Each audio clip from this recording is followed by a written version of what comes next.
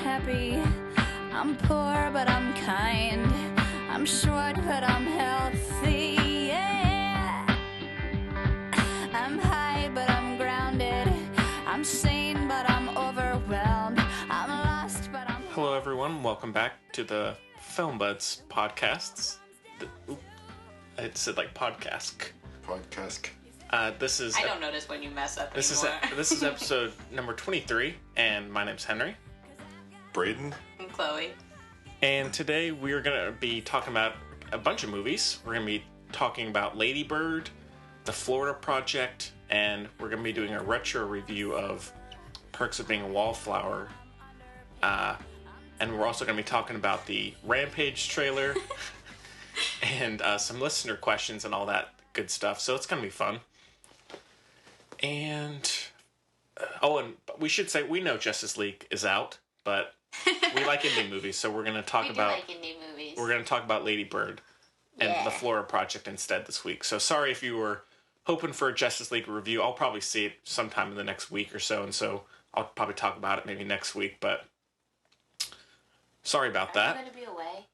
Huh? You're going to be away? Just through Sunday. Oh. Yeah. That's so short. Yeah. You're going to get jet lag. Probably so. I hope not, but... I probably will. It's only coast to coast. It's only a 3-hour time difference. Okay. What? That's not bad. Am I stupid? Really? It's only 3 hours? Yeah.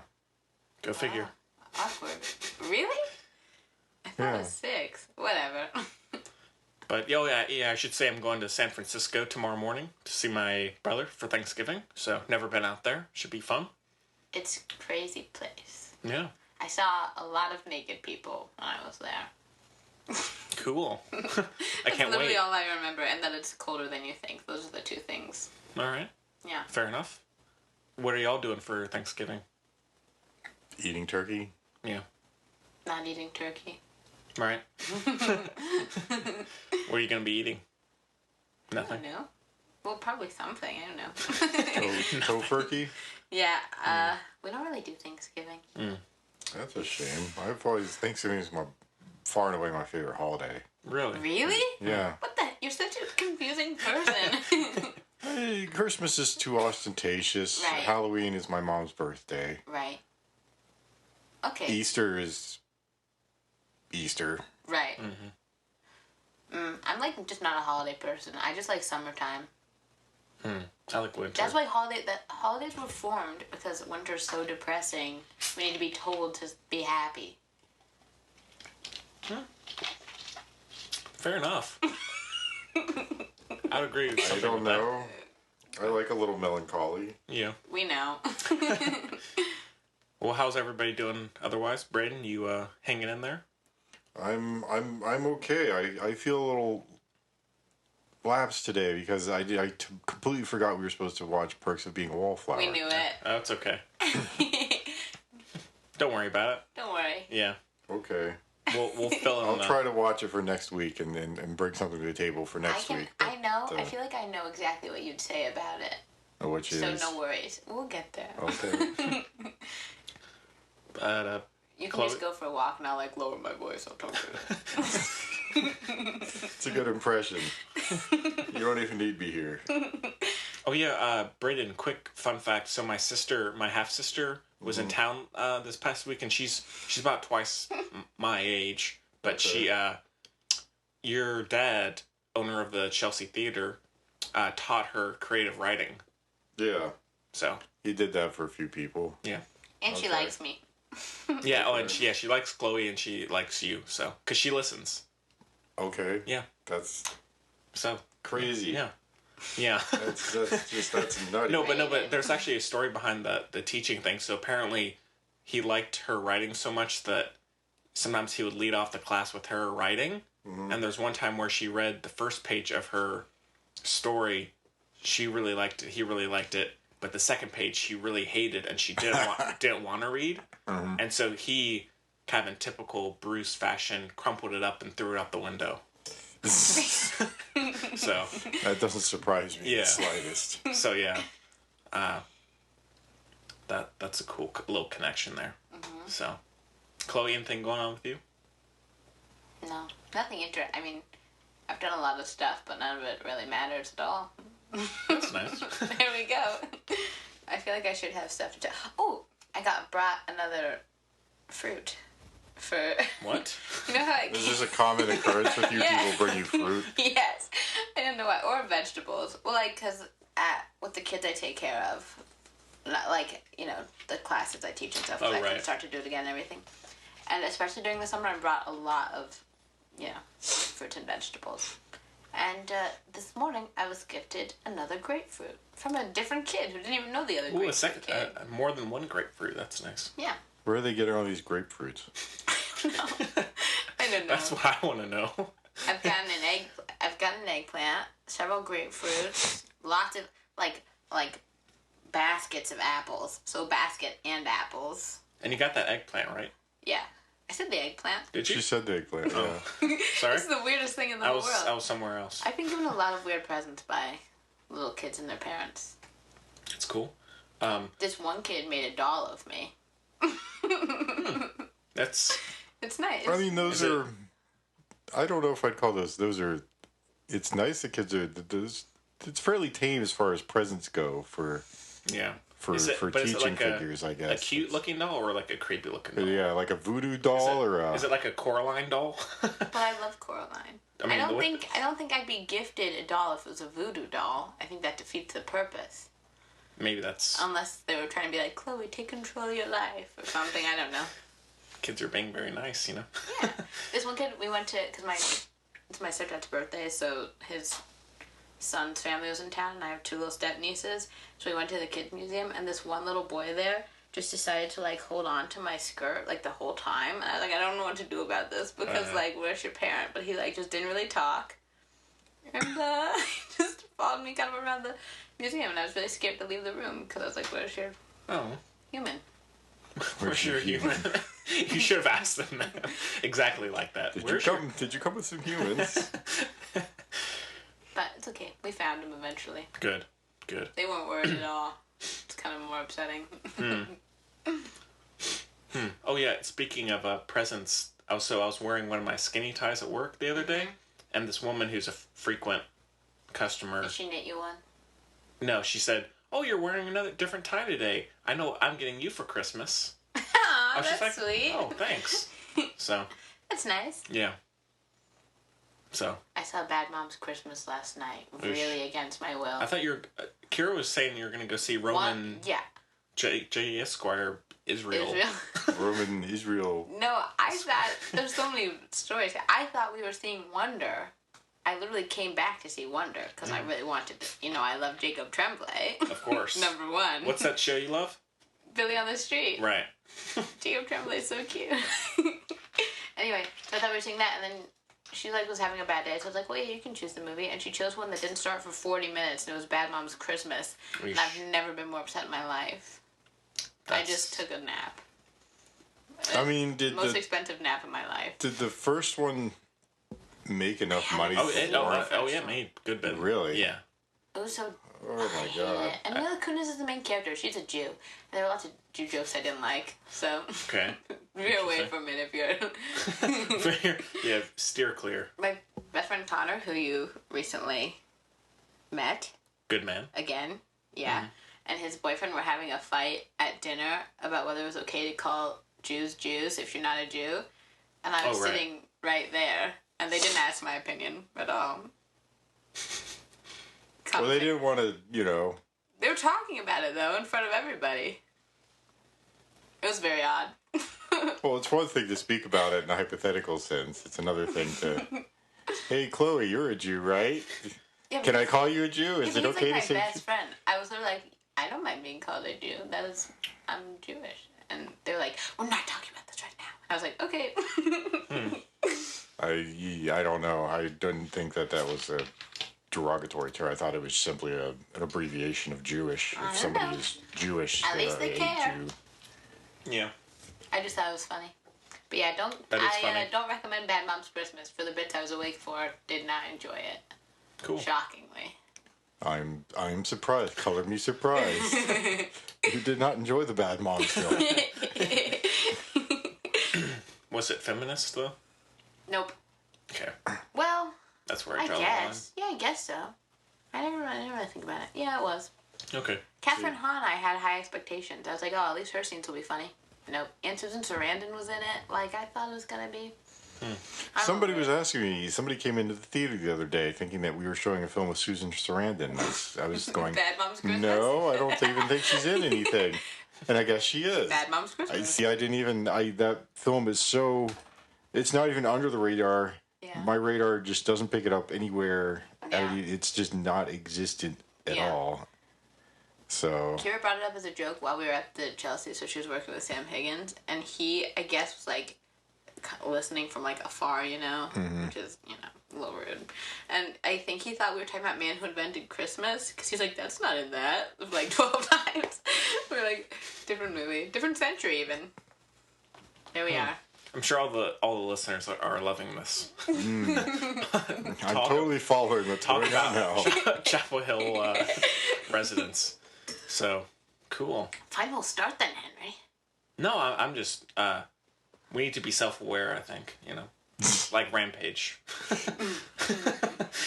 I don't think Rampage is self-aware at all, in fact. Thor is. Oh, Rampage. right. What about Transformers?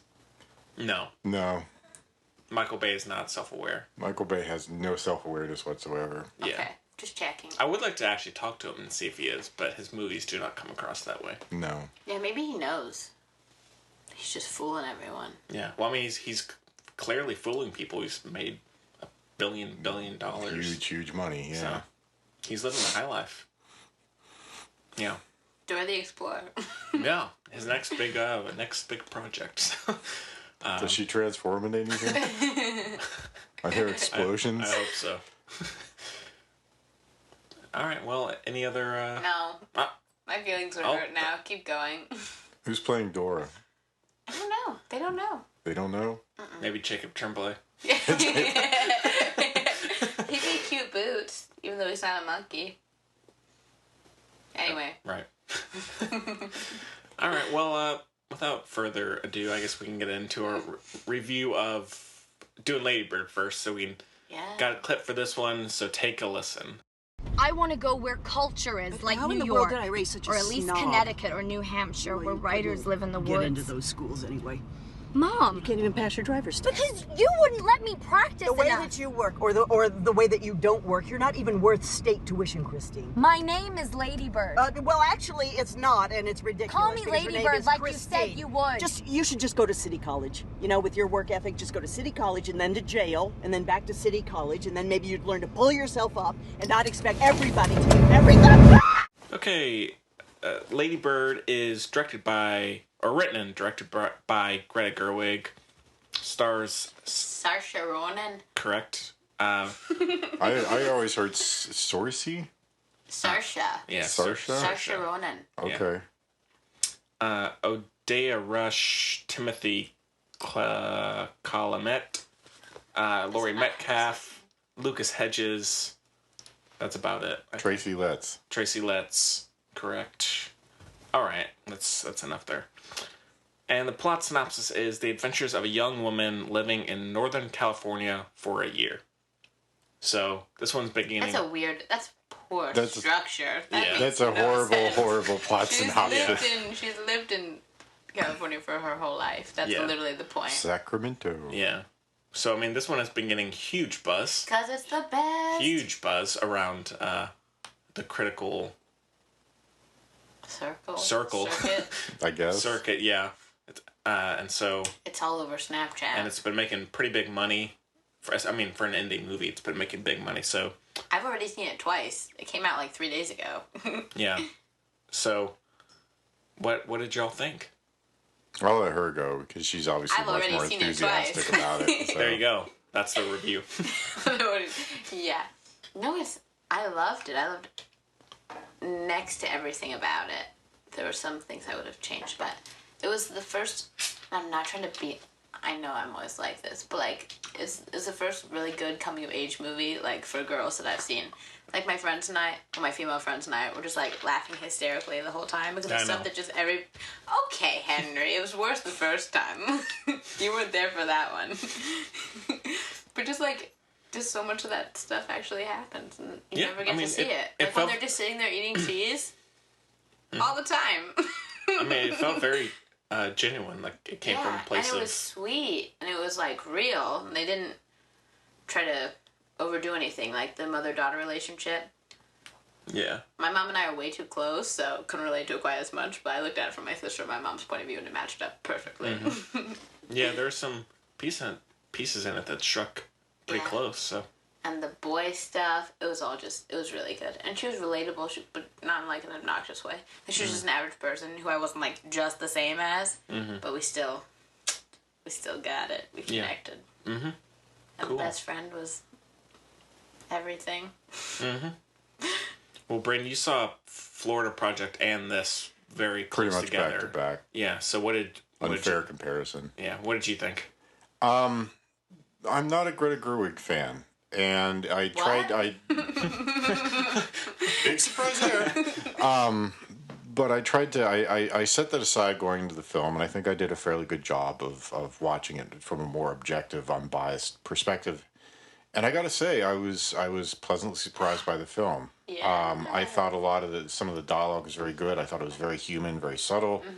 The characters I thought were really good. There were some pretty stereotypical tropes, particularly having to do with the boys, her relationship. It's real life. I've literally, those are like... that's doesn't really matter though. There's still sort of tropes. Yeah. And especially The first boyfriend who turns out to be, Hey. and then and then the second boyfriend who's just an utter I literally douchebag. dated that boy. Really? Okay? Yes. Well, Why? I've definitely met people like that. So I'm not saying it doesn't I mean, happen. he wasn't quite that bad, But but I still. think what Braden may mean is like in terms of like movies, what you see very frequently is things like that. And with those the sorts of scenarios. Well, those with the come high from- school girl, the like kind of cutesy Yeah, but then... popular one, you know. Yeah, but they made it more realistic. So, like, those tropes or whatever come from the fact that those people do exist. But then they just, like, push it and push it and push it to I don't know why. Like, Yeah, well, people are I interesting. But in this, they didn't do that. Like, the popular girl was still, nice and everything. She just didn't, there were more disconnects. Yeah, I mean, I don't have a problem with it, but I No, see what you- I'm obsessed well, with Danny. Who's Danny? Danny was... There was Danny and then there was Kyle. the two boyfriends, Oh, I mean, I know, but like who's actor. Who's which? Lucas Hedges is Danny. Okay. And Okay, I'm not talking about Lucas Hedges, I'm talking about Danny. Oh yeah. Like Yeah. sorry, I just didn't He was amazing. remember the. The actor himself was good in the role. Yeah. No, they're tropes. I thought they were handled well, better than most films that deal with those kinds of things. For sure. But they're still tropes. But Based on reality. But- yeah. be that as it may, no, I thought the dialogue was clever. I thought very human film. The relationship between the parent and child, it wasn't all sunshine and lollipops and roses. I mean, there's a lot of strain to it, and I thought that And it wasn't all bad either. no, it wasn't all bad either. Yeah. I mean, there was a lot of beautiful moments between the two Yeah. of them. Well, I mean, there's that moment. I guess it's in the trailer where they're The thrift shop. at the thrift shop. They're arguing, and they're like, "Oh, beautiful dress." Yeah. And then they're kind of back on track. So. Yeah, well, there were some moments like that. The one Sunday after her disastrous evening, and then they go out that Sunday Oh, afternoon. yeah. And I thought that was a really touching scene. That being said, My mom and I used to do stuff like that all the time. really, Yeah. Yeah. I mean, I think there's an equivalent of what I would do. Yeah, with my mother in that type of situation. So, what were you saying, Braden? Though. oh no, it's just the last probably 20 minutes of the film were just utter poop. Oh. It was. I thought it was really spectacular, and then it's just like everything just wrapped up nicely in a bow, and it just fell off a cliff. Did it? Yeah. No, it did Yeah, not. it did. It absolutely did. I mean, I would not have gone the same direction. Like, for the character, I wouldn't... Well, maybe... I don't know how to say this well. I'm so sorry. That's okay. I would have taken it a different direction had I been the one writing the plot, right? Yeah. But for what it was, I think they did a good job. 'Cause that's not inaccurate. Like, she's also an independent lady. Mm-hmm. She still struggled and everything. They showed that. I don't think it tied into a bow at all. I get that. I mean, I felt like the last scene she was... I mean, I won't spoil it, but she was apologizing. She was maturing. She was apologizing, and she had made a kind of a big mistake, and then you're kind of left, okay, are they gonna... Well, it's almost like she does a 180, and I people change, yes. Do they change that rapidly? No. Well, she's already had just a paradigm shift, like... I mean, she went to a new place, just had a big, kind of a busy night, shall we say, and then just kind of a... Not to mention, I think you're overestimating the situation. Like, this kind of thing, this 180 happens all the time, and then you just slide back at, like, 165 degrees. And then you try again. So it's like a section of her life. She's not, like, perfect now. She's not gonna, like, get perfectly along with her mom or anything. Well, perhaps, but that's not where the film leaves you. Is it just... Plus, I find a lot of it sort of cliched. Like, everything that she does in that last 20 minutes is just very sort of, oh, yep, okay. And now she's here. Okay. Yeah. I mean, and now she's doing this. Okay. Yeah, I mean, I can see that. I mean, it's not 20 minutes. Is it? It's pretty short. 15. I think it's 10 minutes. It's pretty... I mean, basically the entire section when she gets to New York. Yeah, no, I know. It's just like a rapid fire, one thing after the other. Major epiphany, major epiphany, major epiphany. Life doesn't work like that. To have her go from one major epiphany to another major epiphany so rapidly. I think I missed some of the epiphanies you saw. Multiple epiphanies. There was a veritable flurry of epiphanies, but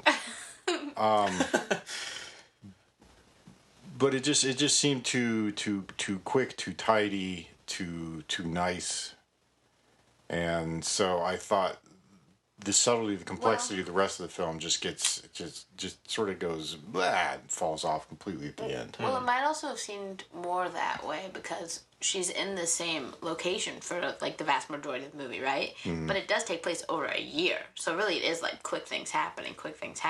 Like they go from Thanksgiving to Christmas. Yeah. Like, so I feel like it might be just because she's in a new place. But I think the movie does kind of skip around a lot to the big parts.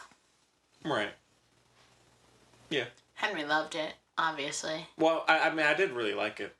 I mean, I don't think it's like the kind of the most groundbreaking Henry got really annoyed with my friends and me laughing. He saw it with 3 of my friends and myself. Well, see, that's my thing. Is I think it's I mean, honestly, I would not have expected this film from Greta Gerwig. I thought it was a really, really well done film, and I thought a lot of it was very touching, very poignant, very sensitive. Mm-hmm. That being said, is it worth all the hype that it's getting? Absolutely not. No. I mean, I think it's very good. I don't think it's kind of a groundbreaking. No, it's not. It's very good. It's not. It's way overblown. I'm not sure why. Yeah, I'm definitely interested in rewatching it, and I do really like it, but I don't think it's some kind of film for the age. Can you think of a movie that's a better version of this one? You know what I mean? Oh, actually, we have a question about coming of age dramas, so. Love it. That's better than this one? I don't know. I mean, I've seen quite a few coming of age stories in my time, and I think a lot of them are really good. The way back. How many are centered on a teenage girl who's not just there to be a love interest? Oh, there was the one, oh shit, what was it? It came out a couple of years ago, and it was... Diary of a Teenage Girl? No. Terrible. No. This one was considerably more controversial because... I would say, well, it's a different film, but I'd say Blue is the Warmest Color is much better. That was... Just no. It's too dramatic. It's really not. Not real life. That was a rough film to watch. Just because it was so slow. See, that's... And then punctuated by these extraordinarily graphic sex scenes. Yeah.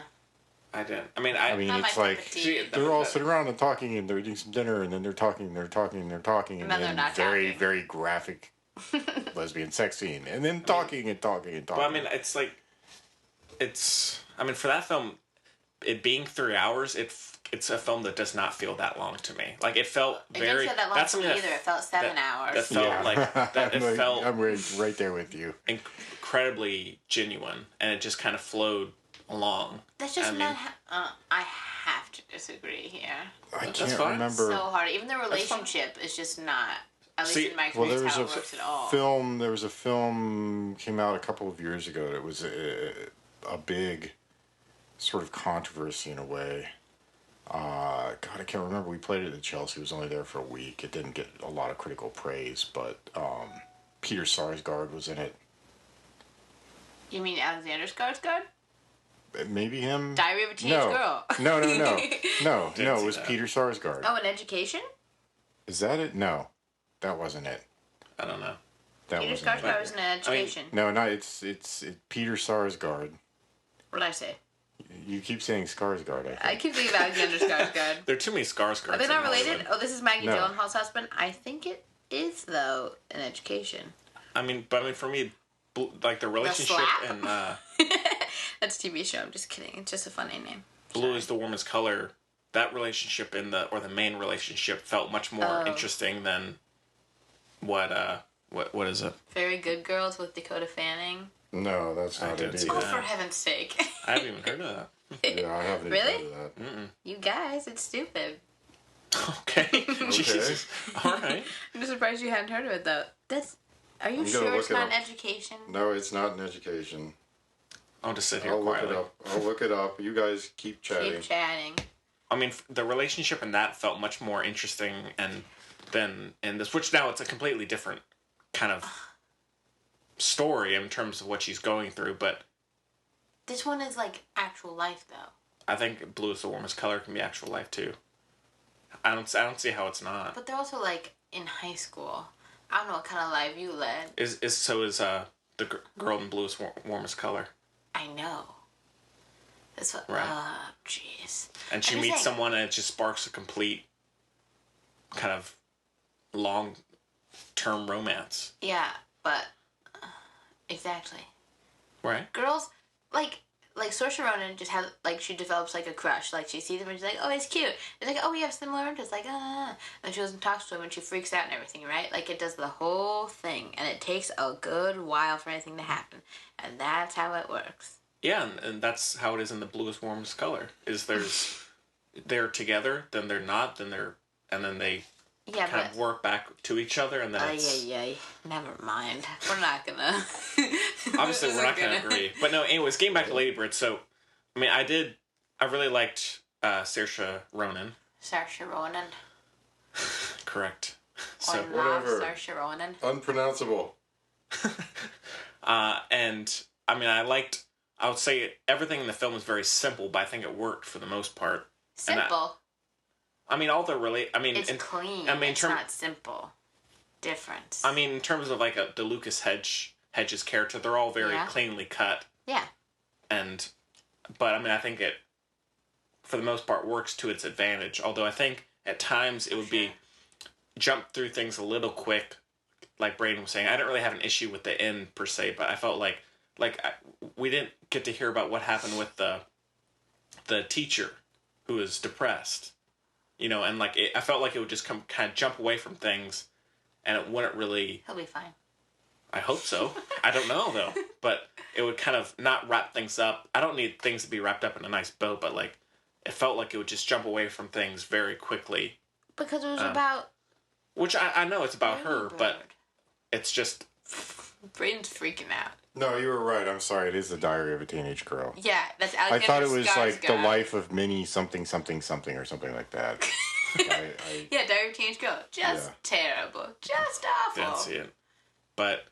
She gets with her mom's boyfriend. It's creepy. That's not average. I can almost guarantee you that's not typical. Yeah. But, I mean, It was cool the way it was done, though. It was done by Jorma Taccone's wife. What, From that The film? Lonely Island. From Lonely Island. Yeah. Oh, okay. Anyway, I did... Yeah, I mean, it's just... tell me you didn't love Julie. Who's Julie? Who can love Julie? The best friend. Yeah, she's cool. And we've all had that. Mine was Mr. Buhacek. It's happened to everybody. Who? talking about the crush. The teacher. The teacher crush. I've forgotten what. You saw this movie literally 2 days ago. Her friend Julie had a crush on the math teacher. Okay, I know what you mean. Who was married to a very attractive woman who was several months pregnant. And Yeah. obviously that her friend Julie was rather crushed by Right. And then they were, oh my gosh, when they were singing in the car together and crying, look, you don't understand. This is real life. I completely can see that. I mean, it feels like, it does feel very genuine. It comes from a place of experience, so. Yeah. But I mean, also, I do agree that while it's done well, it's directed well, and written well, I think it follows a lot of tropes, like what Braden was saying. It's nothing that I haven't seen before. There was nothing really groundbreaking about it. No, I mean, it's very nothing innovative or groundbreaking. I mean, it's very well done. It's very entertaining, but I don't think it's like, That's gosh, the I haven't seen point. this. But like, I haven't seen this before. Gosh, But we haven't seen that before. I've seen it never in- seen a movie like this before. I've seen lots of films. I've seen like it that in before. dozens of films where a is guy realizes something and then she goes off and dates a kind of a punk. Well, it's more. You know, it's like it's a very well crafted version of like any John Hughes film ever. Oh, heck nah. No. Sorry. That's all I can say about that. If you watch this and you watch a John Hughes film, you say nope, they're totally opposite. There's absolutely no parallels This is how I whatsoever between feel. these two.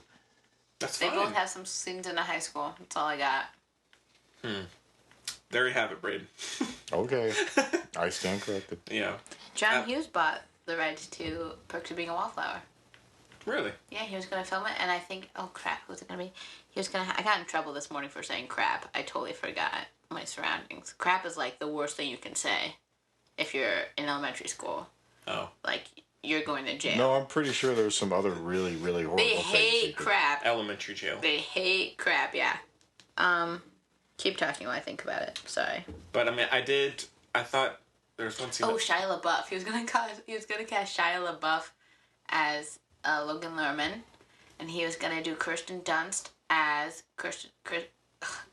Emma Watson, and he was going to do Patrick Fugit as Ezra. Okay. FYI. Now you know. See, John Hughes doesn't get it. He was gonna cast 35-year-olds as high schoolers. Oh well, go figure. But I mean, there definitely were some pretty moving scenes. I think the scene where Saoirse and the mother have an argument, and then she's trying to get the mother to talk to her again in the kitchen. That was really good, I felt. And then, well, the Sunday when they went out house shopping, I thought was beautiful, and then her reconciliation with her first quote unquote air quotes bunny ears boyfriend. Oh right, yeah. I thought that was really beautiful. Yeah, that was good. And so I mean, it is. There's a lot of truth. There's a lot of beauty, I think, in the film, and I think she captures that very well. But again, you know, as we were just saying, as Henry pointed out, I mean, there's nothing. The beauty is, in a sense, perhaps refreshing, but there's nothing about the film that's necessarily groundbreaking or innovative. To you. I laughed, I cried. And that's because I have experienced all those things. I was like, oh my gosh, me too. And that's well, great. and you say that, and why is that? You've experienced all those things because... It's time. We deserve it, Braden. Are you saying 'cause I'm a girl? Is that what it is? Because I didn't experience I anything don't know. I've like never that. been a teenage boy, I so actually I can't had- tell you the difference. And there's the crux of the matter. I just choose not to talk to people, so I haven't experienced. No, it was just...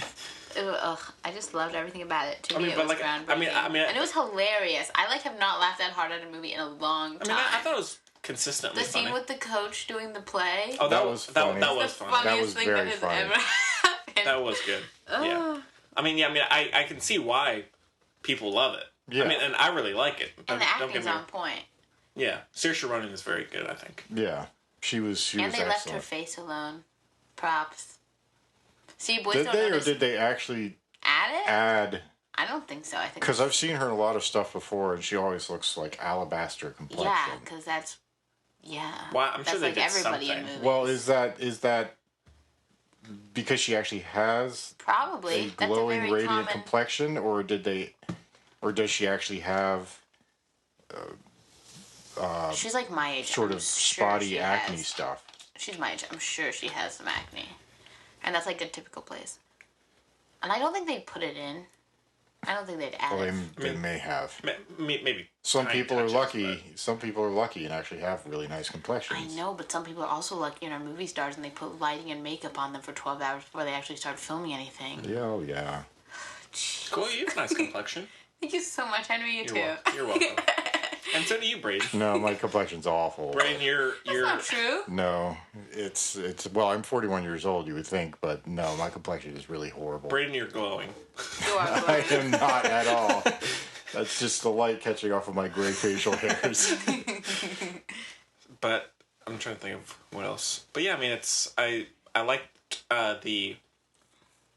I mean, you can kind of telegraph and see where it's going, but how the friendships go back and forth, you know, Yeah. from one friend to another, that felt very natural. I think. Like, I mean, I think I had kind of seen that happen. I experienced that in college. Oddly enough, my high school experience, I liked high school. I enjoyed it. I was not a popular kid. I was more of an outcast, but I actually Of course, you were. I actually had a really good group of friends, and my friendships pretty much throughout high school were very static. College was a different matter. Really? College was absolutely tumultuous. I mean, Where'd the you big go? Where'd you go, Braden? Oberlin College.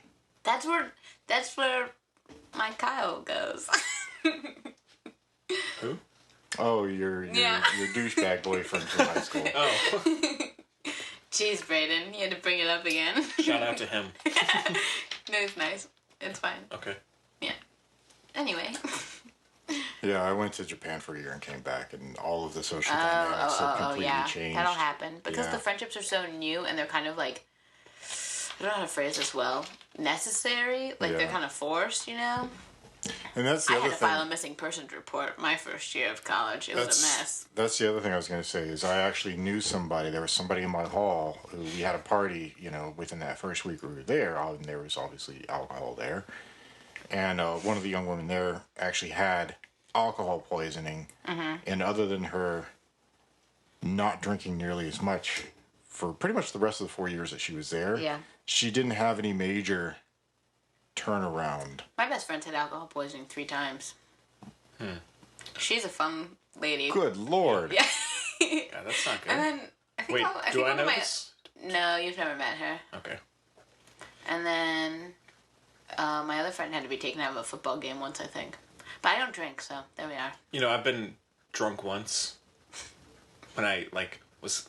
I was by accident once in like 4th grade. It was a time. I wish y'all had seen it. It was an interesting I'm experience. kind of glad I didn't, Henry. To be honest, I'm sure you would have enjoyed it. my dad used to. Well, he might still. I don't know. He used to put apple juice in the cupboard for 2 years, so it Fermented apple ferment. juice? And I was like, Ugh. apple juice, and I just downed it because I don't get to drink. I didn't get to drink apple juice at my mom's house, so I was just like, good. Yikes. And my sister had to take care of me, nurse me back to health. All right. Good Lord. But no, I Fermented apple don't. I don't juice. know. Ugh. Well, I don't think it was because she. I don't think it was because she was drinking that she was like, oh, I'm awful. I think it was just she just felt lonely, not lonely, alone. Mm-hmm. It's the first time she had been taken care of by her family. Yeah. So I understandable. think that's more it. Yeah. We didn't even bring up Miguel and Shelley. Man, what a round group of characters. Yeah. I love it. They were good. Yeah. The dad was okay. I like liked my the- dad better. I liked the dad a lot. Yeah. The dad was cool. Yeah. Yeah. Yeah, they were. I had forgotten about them. They were both pretty cool. It's Cool hilarious. cats. The best thing. Well, I don't know if that's. I guess it's not. Whatever. Well, I just Never mind. thought it was funny because here you've got these two highly intelligent people. They both went to UC Berkeley, am I correct? Yeah. Right? And they're bagging groceries. That's life, So fam. what does that tell you? Oh, I did like the another kind of touching moment was the interview. Yeah, thing that with was. Don't say anything. I'm not gonna say it, but the kind of surprise. Yeah, About, no, what that happens? was I like sweet. that. That was Which good. The one where he sees. oh Yeah. That was good. Yeah. that was rough because I could absolutely see that happening. Yeah, Totally, for sure. yeah. I mean, this is the interesting thing about this. This is what, set in 2002. Yep. Yeah. So I mean, this isn't even after the whole 2008 collapse, Right. Great Recession thing, Yeah. which is really when you heard about a lot of that stuff. People who, I've got 25 years of experience and I have to go for an intro position. Yeah. So, I Yeah. mean, that was rough, and yeah, I mean, there's again a lot of truth in that. There's I mean, so much good stuff going on in There this is. movie, There is. guys. I agree. You I have agree. to love it. I do really like it. I like it. I don't know that I You love heard, it. everybody heard that. That's like in the movie too, and she's like, "I just don't think you like me." She's like, "Of course I love you." This is like the opposite. I just want you to love the movie. I'm gonna like figure it. it out. I like it, and that's all you're going And I to get could- from me. and I- You should be happy about that because it's Greta Gerwig, and I was ready to just That's say, fair. I mean, me too. And- What we really learned from this is that Noah Baumbach's an idiot. That's what I got from this. How's that? Because Greta Gerwig's awesome, Right. but he's Well, so dumb. as an actress, I don't know. No, I don't think so either. Yeah. But without Noah Baumbach, she's super cool. So good to know. Sure. But yeah. Do you ever even really find out where Lady Bird goes to school? You just know it's in New York City, but they don't actually tell you. It doesn't matter. It does. Why does it matter? When I she just goes want to to know. school? I'm just curious. I mean, it's not It makes essential, no but it's. difference. But yeah, I mean, it does make no difference. But It makes no. She didn't go to Columbia No, well, that's obviously. because they think that Umbia. Well, I remember she opened that letter, Yeah. and they said no. There was another letter that she opened, and they said no. And then she got waitlisted somewhere where she eventually got in, and it was in the Braden.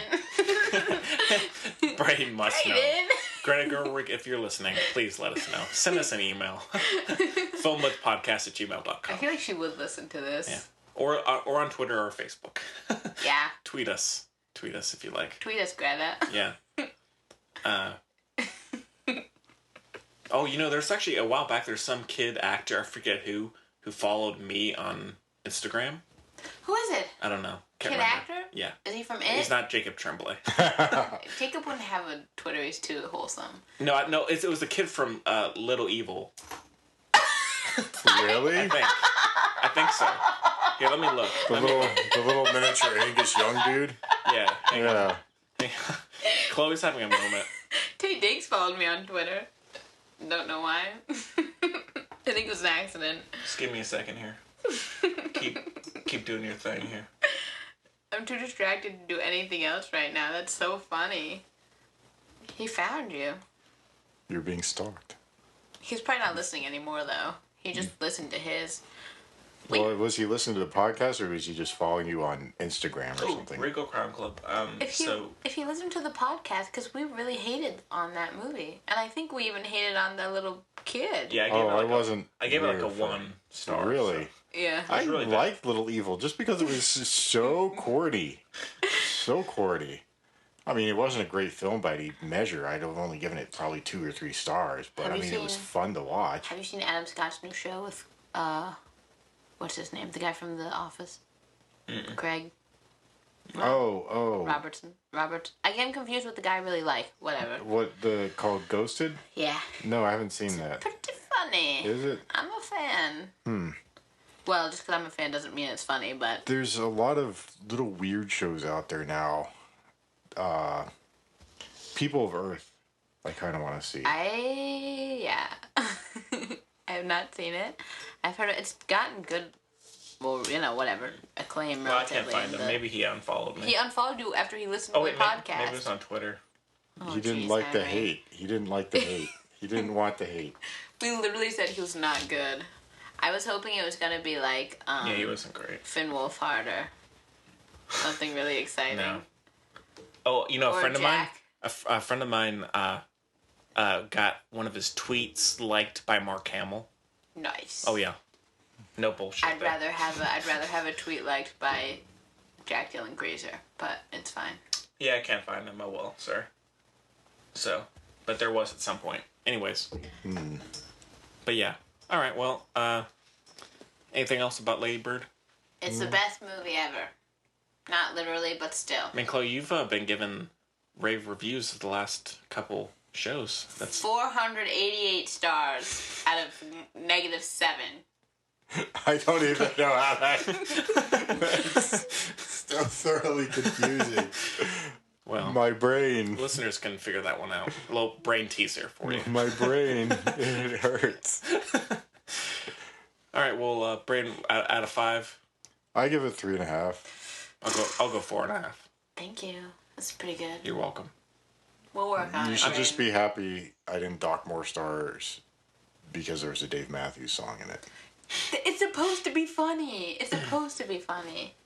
You're not The supposed Dave to. Matthews song, or Yes. it's a joke? Yes. I can see Dave Matthews. The as a point joke, is but- that girls like, well, not all girls, obviously, whatever, but like it's a thing. Like you like really stupid. Like the other day, my best friend Kaylee and I heard All Star by Smash Mouth, right? And we literally both just freaked out because we had this whole choreographed dance we used to do when we were little. It's like that.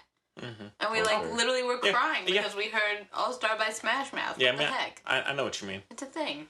Yeah. Cool. Really cool. Okay, well, yeah, so Braden and I need to do like a Freaky Friday. that'd be awesome. Okay, well, all right, with that done, we can just jump into another coming-of-age film. Or I guess kind of coming-of-age.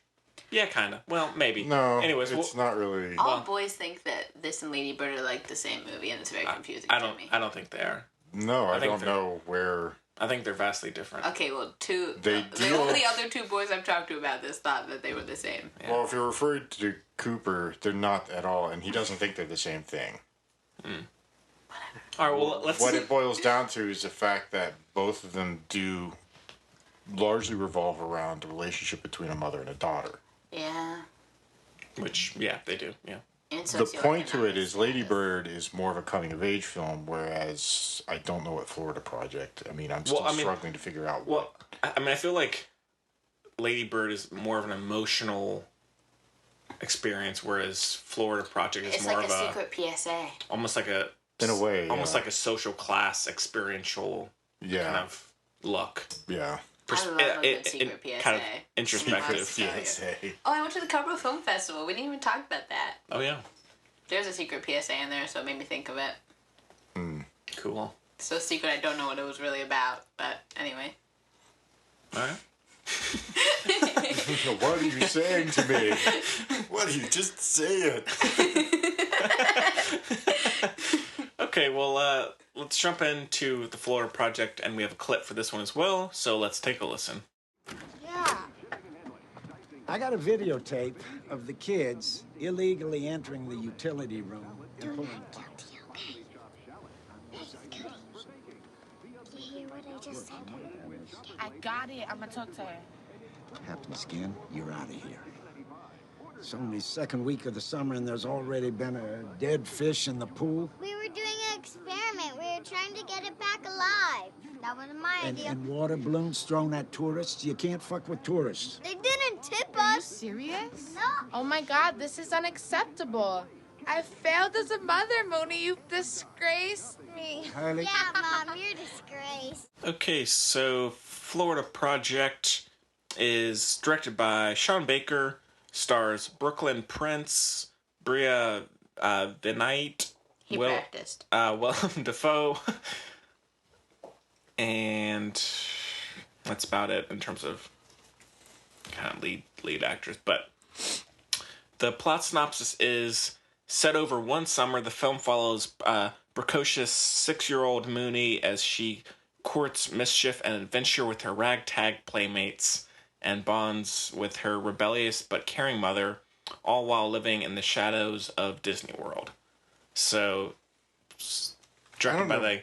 Where are you getting these film synopses? Because IMDb. whoever is reading these things obviously has, IMDb. IMDb, man. You know? We gotta take it up with them. or whoever's writing them is I just wasn't listening. awful. I can sum it up. I just read it, it's fine. So Sean Baker kind of Tangerine Man. made his name with Tangerine, which I mean I thought was pretty good. I didn't love it, but Yeah, I mean, but this is his second feature, I guess. Yeah. But he's iPhone Man. iPhone Man.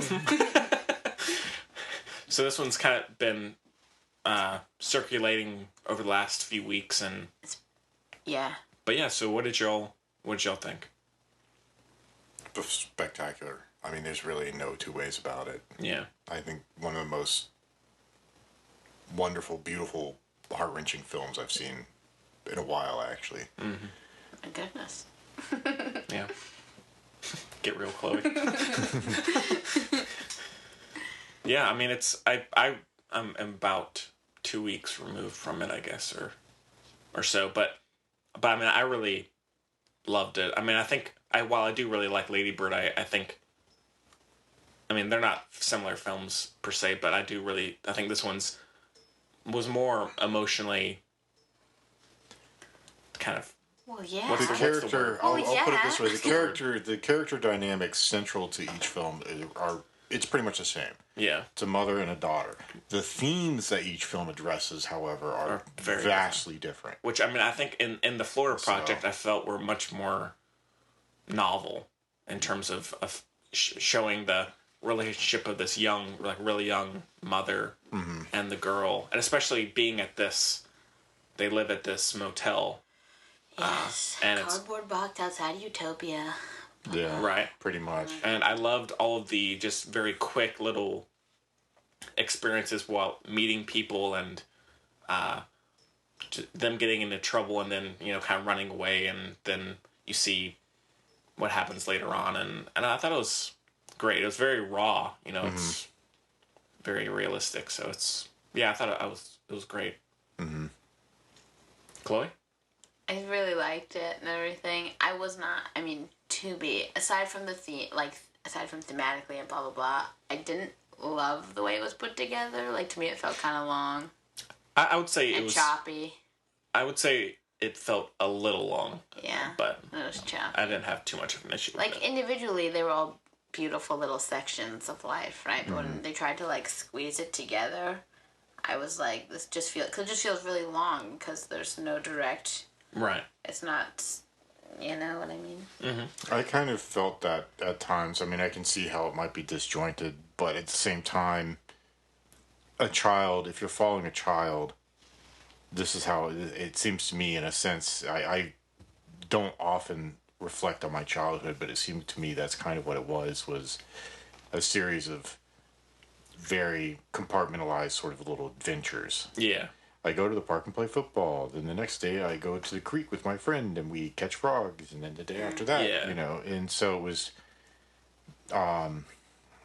it was these sort of little standalone, and there was sort of a disjuncture from one day to the next kind of thing. So maybe that was his intention with doing it that way, was how rapid fire everything is, how your attention as a child is episodic rather than large.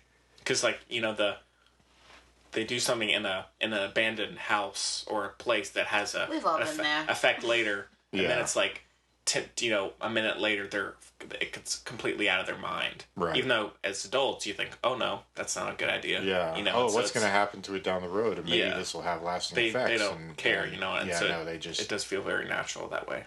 One moment, I don't know why it stuck with me so much, but I thought it was so funny, is when she's sitting with the guy or the boy, and they're sitting against I think the ice cream store or something, and it's really hot, the sun's raining down, and she just leans over and goes kind of waves her hand to kind of cool him off, and then the scene just keeps going.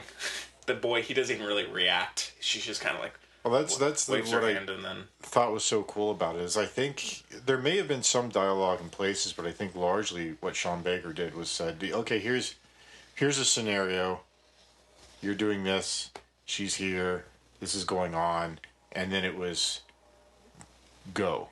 It wasn't there wasn't a set script, here, learn your lines. It was just kind of, here's a scenario, run with it.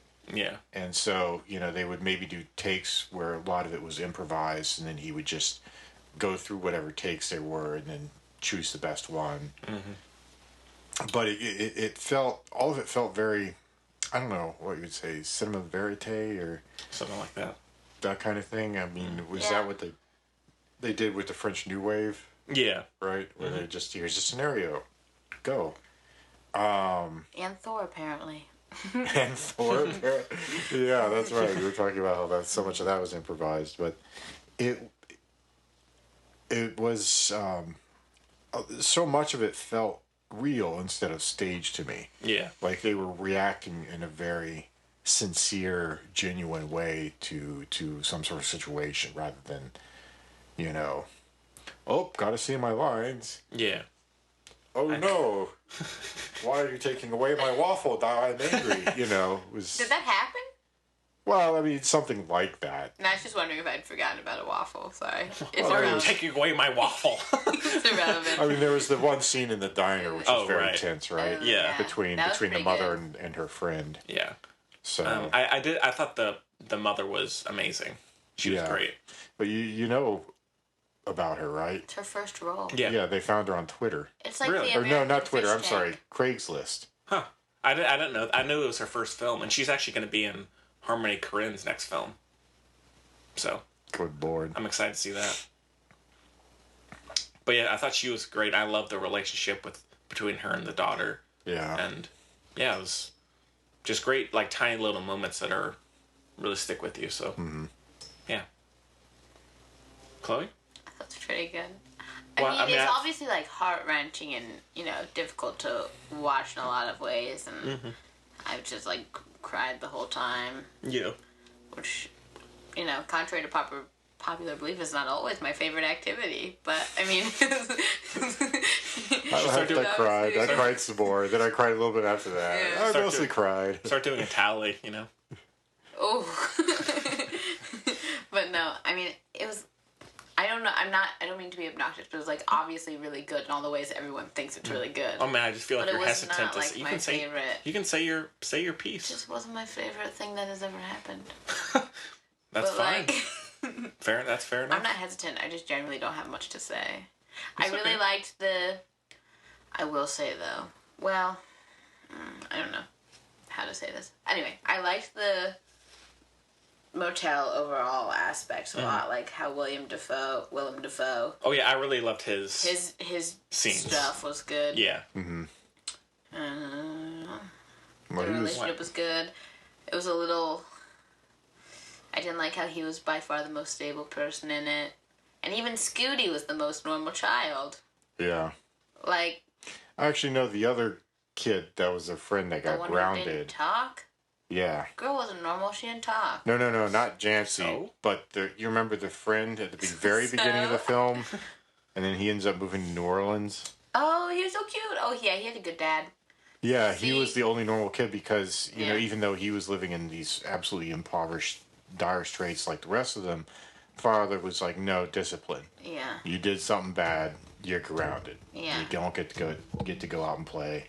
Sorry. That's fine. And then the moms suck, but it's fine. Yeah, well, and then then the mother for this one little girl, because if you look, her friend, right, says there's a line, you don't cross it. You did this thing. Scooty? No, the mother's friend. Oh yeah. Who is also Scooty's herself mom. a mother. Scooty's mom. Yeah. So, I mean, that's the interesting thing about it is you see these people who are, still in pretty much the same situation, but they have Going about it quite differently. Yeah. Yeah. Oh, I don't think it's not a spoiler, but like the whole bathtub thing, oof, that got me. That to me is the best part of the movie. The best aspect of the movie. She takes a bunch of baths. I'm not going to say more than that. And then, what do you mean in terms of what's happening? Yes. Yeah. Okay. Yeah, that was, yeah. I did not, I mean, I kind of knew, but I was like, oh, they did that in a really cool way. Yeah. That's what I'm saying. There's lots of, I just don't think it was the most harmonious movie. You know what I mean? Like, they just had lots of little really good bits, and they're like, okay, well, let's just stack them all up, and we'll make some people cry and think a little bit. Oh my gosh, were either of you you were there for that lady? She walked out of the movie, Because I just loiter at the Chelsea now, right? Sometimes. Join the club.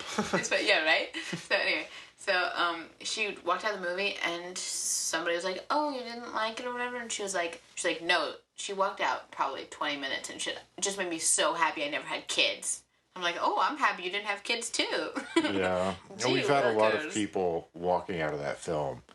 And honestly, best I can figure, it's because they object to... It's too upsetting, I think. Yeah. Well, I mean, I think a fair portrayal of... Oh, I'm sure. Of poverty. Mm-hmm. Mm-hmm. And I think, unfortunately, a lot of people in this community just don't want to actually have to deal with that. Yeah. It's cray-cray. So they're all, oh, it's awful, but people shouldn't have to live like this. But then you actually confront them with it. Yeah, and they're like, and people they're shouldn't have to live with it, but I shouldn't have to think about those people. Mm-hmm. It's like, it's horrible, and I'll throw money at them so long as they stay over there. Yeah. Yeah. Yeah, I mean, like I said, it's very raw, so you kind of have to be prepared. Yeah. I wasn't prepared at all. Well, I mean, it's funny that you say she's working in Harmony Korine's next film, because he's another, I mean, if you've ever seen Gummo. Yeah. Right? And then... Ugh, man, that is a rough film. Yeah. Holy crap. And even something like Spring Breakers... Oops, I can't say crap. That's what I was thinking.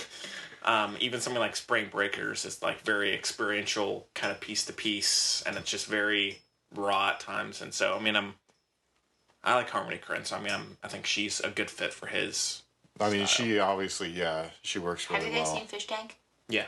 I have not. Best movie ever made? I've heard it's really good. I don't think it's the best movie ever made. I think it's good. Me neither, but it's pretty good. It's pretty good. So, like, former coworker of mine, fellow Zach, who absolutely loves Fish Tank. He Jacob number 2 loved Fish Tank. So crap. That's Michael Fassbender, right? Fish Tank. Yeah. I mean, he has his role is kind of small, but I mean, it's. Are you? Well, I don't know. I haven't seen it in like. Kidding me? I haven't seen it like in 20 my billion gosh, it is not small. Well, you didn't the same thing happen in Fish Tank as in Diary of a Teenage Girl? Yes. Yeah. So. Yeah. Which again, not quite sure that's a thing, but I'm just thinking because the actress was just completely unknown. I mean, I feel like that. Who was the? She's still on. She just fell right off the radar again. Yeah. Well. But she was good. Mm-hmm. I thought she was better than the girl. Well, it's interesting. It's like Beasts of the Southern Wilds. Yes. I was just thinking about the casting practices with Kuvingene, isn't it Kuvingene? Isn't her name Quavonze Wallace? Well, I thought her name was Kuvingene. Quvenzhane. I thought that's what it was. I've forgotten. But I mean, she was like what, 7, 8, She's something great. like that. Yeah. And then the fellow that played her father actually was a baker. Yeah. He worked at a well-known bakery down in New Orleans, but I mean, he was a baker. He had no prior acting experience. And so it's interesting to see. Yeah. Acting, anybody can do it. Acting. I mean, and the girls, or the main girl, especially in the Flora Project, was fantastic. Yeah. She was really good. I loved her a lot. Yeah. I mean, there's She's something very natural. She's got cast in something. Oh, really? Yeah. Lord. She's pretty cool. Oh, oh gosh. Oh, maybe they found her over Twitter, because the mother I know they found on Craigslist, and then the little girl they found. Why did they find a little girl on Twitter? I don't know. Whatever. Like a casting call. Hey, we're having an open casting call thing down here today. Come on down. Hashtag acting. Hashtag no acting. Hashtag acting, no acting. But I was going to say something. Shoot, I've forgotten. But yeah, I mean, she was great, and I love the mother in it, and so yeah. Yeah, I mean, it's really remarkable. I mean, the whole film, I just thought how it was all put together, and then reminded me a little bit of American Honey. Okay. I need to see That's that. the Fish Tank lady. Oh, is it? Oh, it is. Yeah, it is. The director, right? That's right. And I loved American Honey, so I need to see both of those now. We had American Honey at the Chelsea, but only for a week, and so I didn't get to see it. It's on Amazon Prime, I think. So if you have that, you can check it out. I should get that, but then All these streaming services, Yeah. the Hulu, the Amazon, the Netflix. The Hulus, the Amazons, the Netflixes. The Netflixes. Yeah. Too many. Too much Yeah. money. Too much money. I agree. All right, well. I have no opinion. Okay. On the Hulus, the Amazons, the Netflixes. I like it all. Lions and Tigers and Bears. Okay. Well, yeah, but because there's actually not that much on any of them. So. Yeah, there's really not. Yeah, it's alarming how little. I mean, Netflix, I really only keep it for the original shows that they do. Yeah. I do it for, like, The Office and Parks and Rec. Oh my gosh. And Frasier. Oh, you love Frasier. I love Frasier, too. I love Frasier, yeah. Frasier's great. I don't like Frasier. Why? I don't know. It's not my... I don't like it. Okay. I think it's boring, and I think he's really pompous. That's the whole point. He's a pompous. No. Of course You're he either is. Larry David or you don't. I disagree. For me. Like, I like Always Sunny. We were talking about Always Sunny in Philadelphia. I love when they're Always saying, Sunny like, in Philadelphia. When they're lines like, we have our, beautiful wine and our opera playing, and now life is back to normal. Like, I mean, clearly there's an awareness to the pompousness of the... I don't think it's quite the... Cartoon. Well, they're cartoony depictions of the super hoity-toity blue blood. Especially since they have the father who's very grounded. I like the dad. The dad is awesome. Yeah, then he marries someone who's like... John Mahoney, he's great. Did I mess that up? Yeah, I messed that up. Never mind. And then, in my mind, he and Daphne get married, and that's just not true, so... No. Just kidding. That's Niles. Niles, the brother, Yeah, and I Daphne know. get married. Maybe I shipped Daphne and the dad, because they're the only two nice ones, but... Anyway. Okay. Go figure. I just don't like it either all the way, or no. Like Always Sunny in Philadelphia. Okay. It's so funny. But I can only watch like one. It is funny. There's some really good episodes of Always Sunny. Mm-hmm. All right, well, anything else? No. All right. It's a 5 for me. 5 for me, absolutely. Chloe? 5. 5? Okay. But like, You don't have but to. can only There's no whisper peer it. pressure. It's 5, but it's just like... It's a light 5. It's a light 5. It's not even that. It's just a nod. You know? Like, you don't say it. You're just like... It's a salute, It's just like, yeah. It's just like, yeah. Nod. Cool. But stars. Now I'm confused. It gets a solid head nod. Okay. After yeah, exactly. Like when someone says something about it, you're like, you nod. Mm-hmm. It's that unsaid, unspoken. Very true. Yeah. Mm-hmm. Yeah. It gets an 5 mm-hms. All right. Well, I guess we can do a little talk about Perks of Being. How do you feel about Perks of Being a Wallflower? I loved it. Oh, let me do it. No, hang on. I gotta play a clip.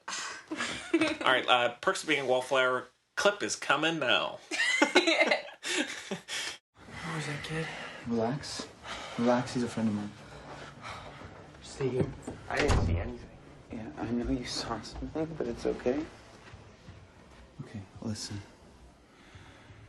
Brad doesn't want anyone to know. Wait. Are you baked? Like a cake. That's what Bob said. And how you can't have 3 on a match because then they'd find us. Then every word he laughed, but I don't understand what's funny. Okay. Charlie, listen. I need you to promise that you're not going to say anything to anyone about me and Brad. Okay? This has to be our little secret. Our little secret. Agreed. Okay. Thank you. We'll talk later.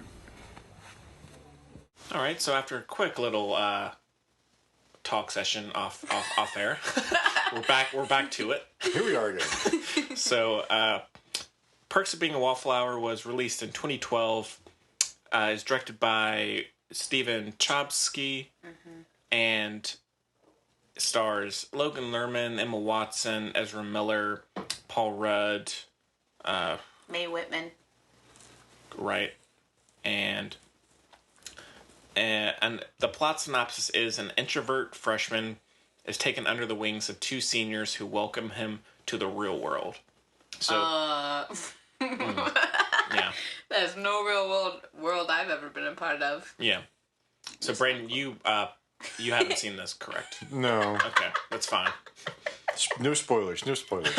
Yeah. No, I don't care. Spoil it away. I'll try to watch it for next week just so I don't feel quite as guilty about it. I feel like you'll... I can do Braden now. Can I be Braden now? I feel like you'll feel the same the way you do about Lady Bird, probably. He's just gonna go, it was just so much. That's it. So much. Like, this crap doesn't happen.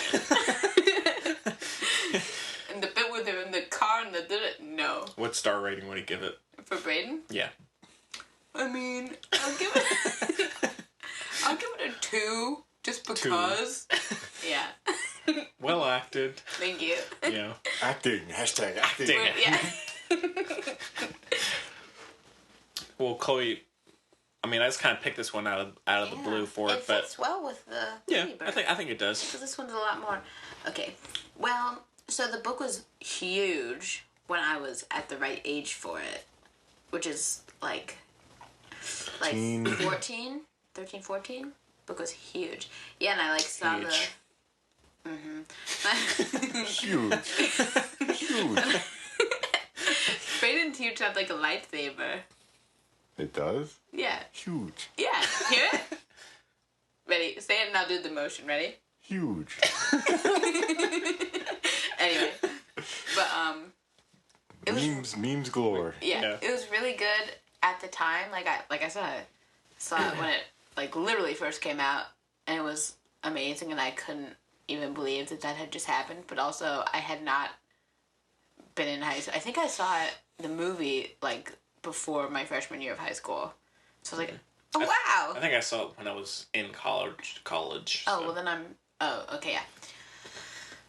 But, I think I've really outgrown it. TBH, to put it simply. I think it has a time and place. Well put. And it's... The narration is really sweet, because it kind of knows its audience. I feel like Stephen Chomsky knew who he was writing it to. He's like, it'll be okay. It'll be fun, you know? Mm-hmm. That kind of thing. It had a lot of strong parts. The movie itself, a lot of strong parts. Also, just not the way anything works. At least in my experience. Yeah, it's a little. It's so much. So it is a lot. It's a little heavy-handed. Is it kind of intended to be, this is a guidebook, what to expect when you get to high school? No. It's supposed to be relatable and make you feel good and oh, freaks are, yay. Being a freak is. It's pretty It gets pretty serious, and I think it gets so serious. Well, it's different. Again, it's hard. So it's interesting because he wrote the author of the book was the screenwriter and director of the movie because John Hughes died. And I think he's been doing some other screenplays recently as well. So it's interesting. I think that's his first screenplay. I think he didn't quite know how to weave like you need to do for a movie, as opposed to it's easy for a book because you have all this time and all this context and blah blah blah. So I mean, for what it is, it's you can watch it with your friends and at home and eat ice cream. Yeah. And kind of which kind of ice cream? Any particular kind? What's your favorite? Moose Tracks. Nice. Moose Tracks. Nice. Yeah. Why'd you say it like that? No, I was just thinking. No, that's just an uncommon choice. It is an uncommon choice.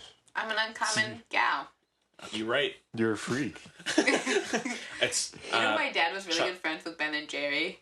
They all went to the same. They all went to the same. Of course, he was. One of them. School in Vermont. One of them, I forget whether it was Ben or Jerry, but one of them actually was an Oberlin alum.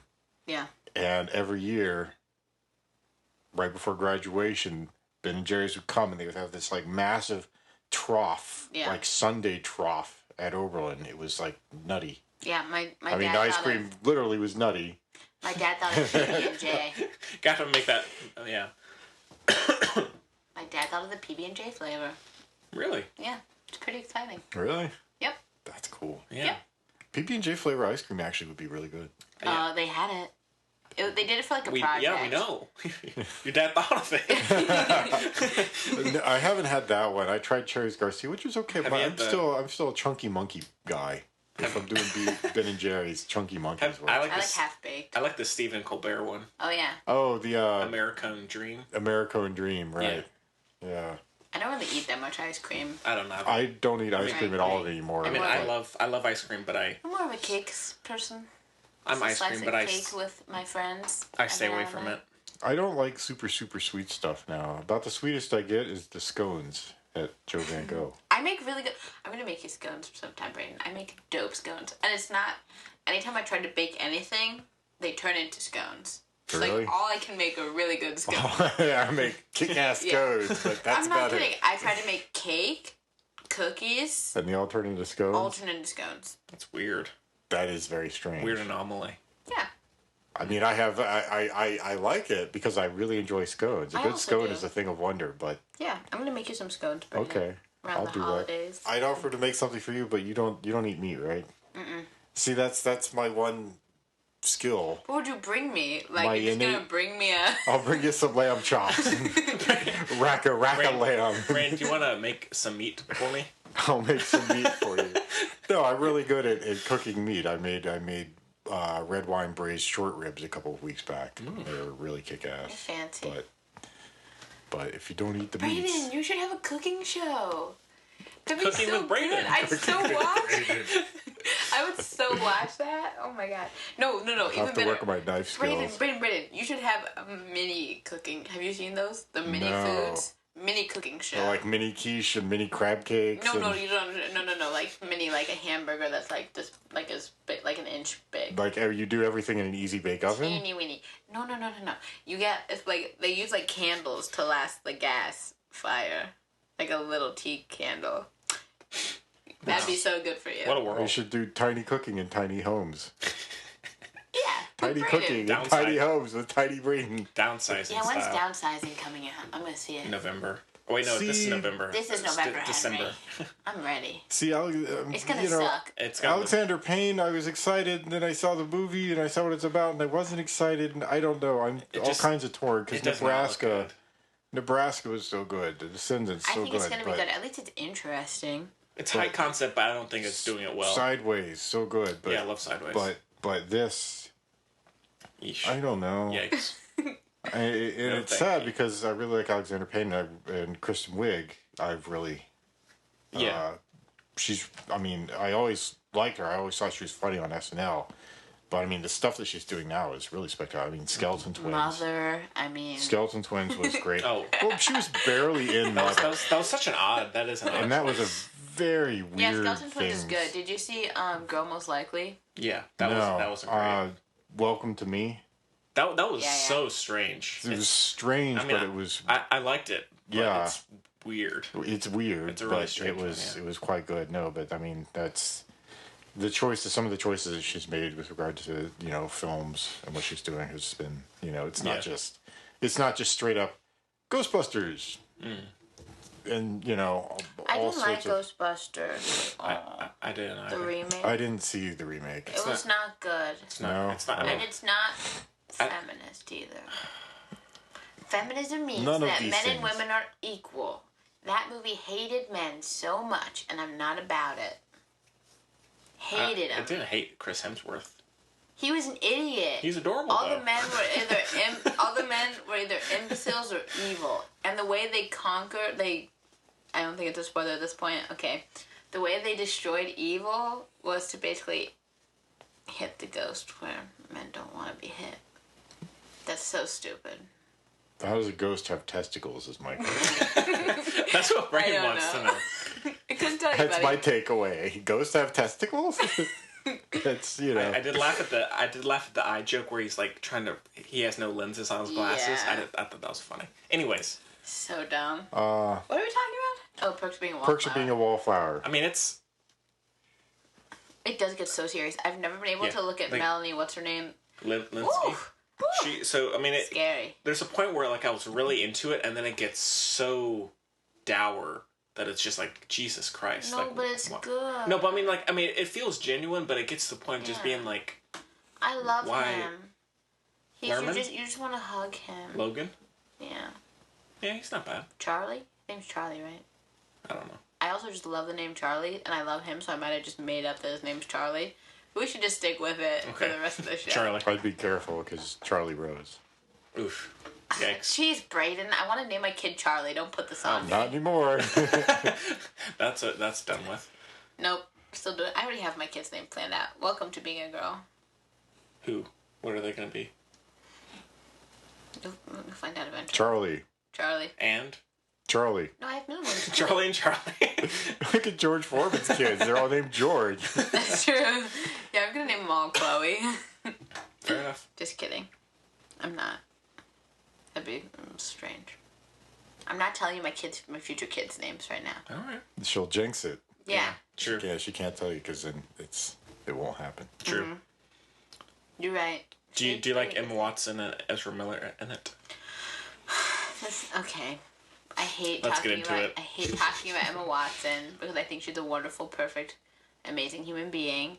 I don't think she's a great actress. I think she's okay. I don't think she's a good actress, if I'm honest. She was killing it in the first 2 Harry Potter movies, and then everyone else grew up and realized what acting actually was, and she just stayed the same forever. You know what I mean? I liked her in Azkaban, I think. Oh my god, her eyebrows need rest. Her eyebrows have gotten more exercise in one day than I've ever gotten in my life. She likes to wiggle the eyebrows. I love to wiggle my eyebrows. But anyway, unrelated. Excuse me. I just want to like her so much because she's so cool, but I just don't think she's a very good actress. She should become an author or something. I liked her in My Week with Marilyn. I haven't even really seen her in that much. She was in was all the in- Harry Potter films. And She was not good in Beauty and the Beast. Beauty and the Beast, and then also that crap. I mean, I hate everything she does anyway. What is her name? Sofia Coppola. What was that movie? Oh, she was in the Bling Ring. Bling Ring, yeah. yeah. Just Wasn't terrible. great. Wasn't great. Just terrible. Yeah, so Sophia bad. Coppola really hasn't done anything She should be- spectacular she should since be an art Lost in director. Translation.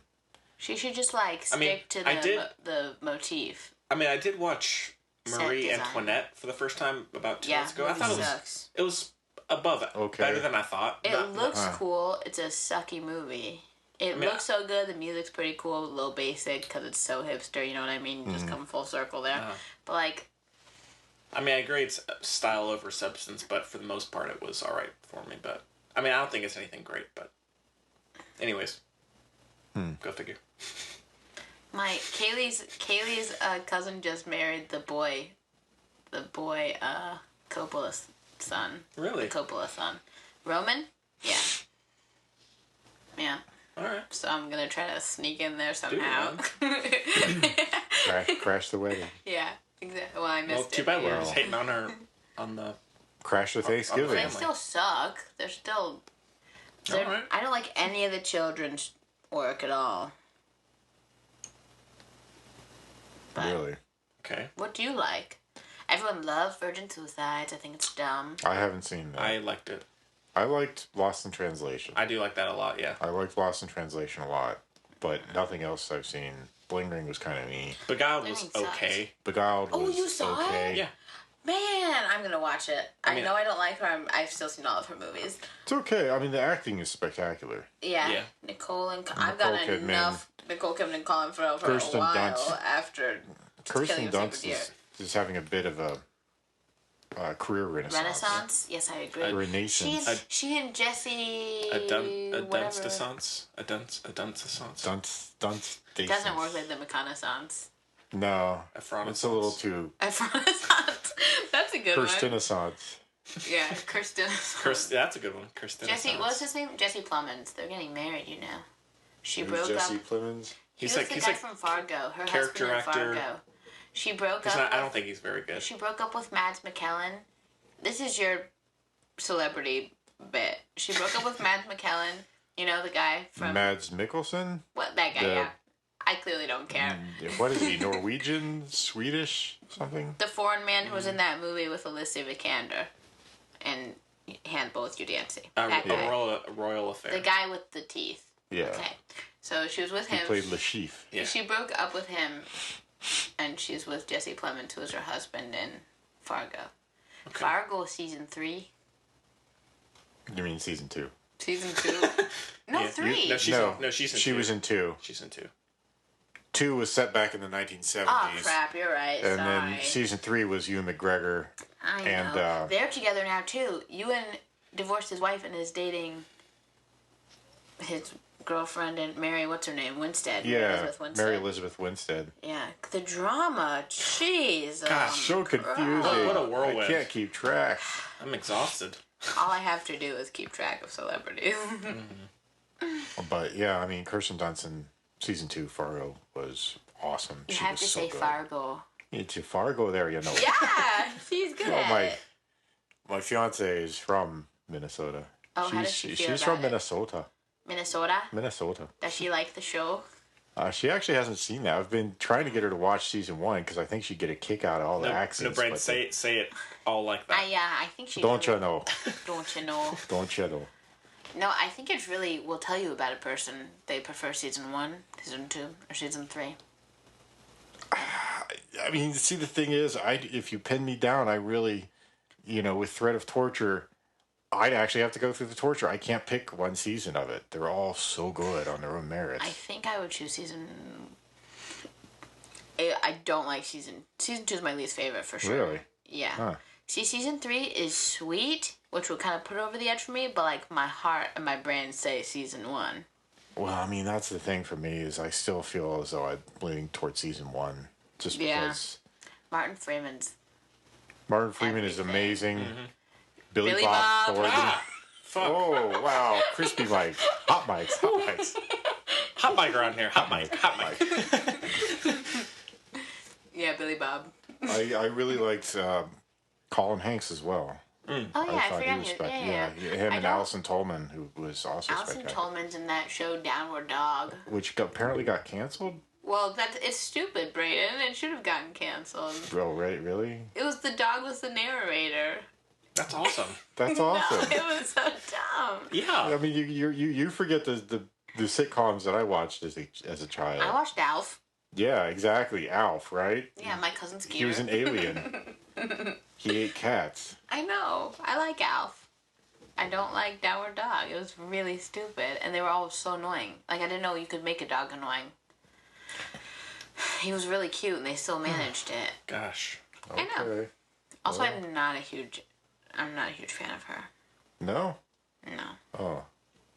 I liked her in Fargo. Fargo.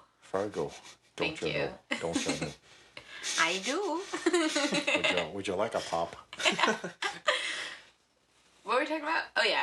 Let's just give the star ratings. And I love Ezra. There's nobody I love more than Ezra. Hey. Well, I think you've seen Justice League then. He's in it. He's the only reason I'd even consider seeing it. But I want to watch it at home so I can fast forward just to his jokes. Fair enough. I love Ezra. All right, well, and he's going to be in the new Fantastic Beasts. I don't understand how. How? He's done. I still need to see the first one. Oh, sorry. Well, don't listen for a second. It's okay. I'm not. I know it's magic, excited but for how Jude. are they going to bring I'm it excited back? for Jude Law. Jude Law is going to be the best Dumbledore ever. I swear to goodness. I said this like 4 years ago. I said, obviously, Jude Law should be young Dumbledore if that happens. Obviously, he's perfect. Youngledore.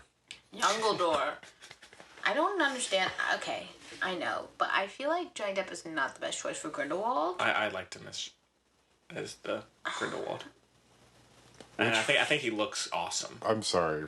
Refresh my memory. Grindelwald is... He's Dumbledore's ex-boyfriend who's super evil. Oh, right. Okay. Gotcha. He was one of the Death Eaters? No? He's pre-Death Eater. Oh, he's pre-Death Eater. Pre-Death Eater, Braden. I'm sorry. I've forgotten all my Harry Potter chronology. Dumbledore and Grindelwald grew up together. Mm-hmm. Okay? They were secret, like, you know. They were lovers in the nighttime. Maybe. It's alluded to. Strangers of the night. Heavily alluded to. And he's super evil. He's like pre-Voldemort. Mm-hmm. Mm-hmm. I mean, honestly... Well, didn't J.K. Rowling's actually come out and simply she said Dumbledore straight was up gay. say She didn't say that they were... Dumbledore is gay? Yeah, but she didn't say just who he had been involved with. Yeah, but we're all pretty sure. Grindelwald? Grindelwald, yeah. We're all pretty sure. I know. But no, I mean, honestly, the main reason I want to see the sequel is for Johnny Depp. So, I mean, I think he looks cool, and I think he'll be a cool addition. I really hate with a shocking passion Zoe Kravitz. So I'm not thrilled about that. No? not a fan. I haven't seen her in a whole lot, but I did like her in Dope. Not that she was in Was it she much. in Fury Road? Yes. Okay. Yes. I liked her in that. Yeah. Yeah, she was one of the wives. Wives, yeah. She was in Big Little Lies. I'm just not a fan. I just really am not a fan at all. That, to me, is like some pure nepotism going on, to be honest with you. Hollywood is... Yeah.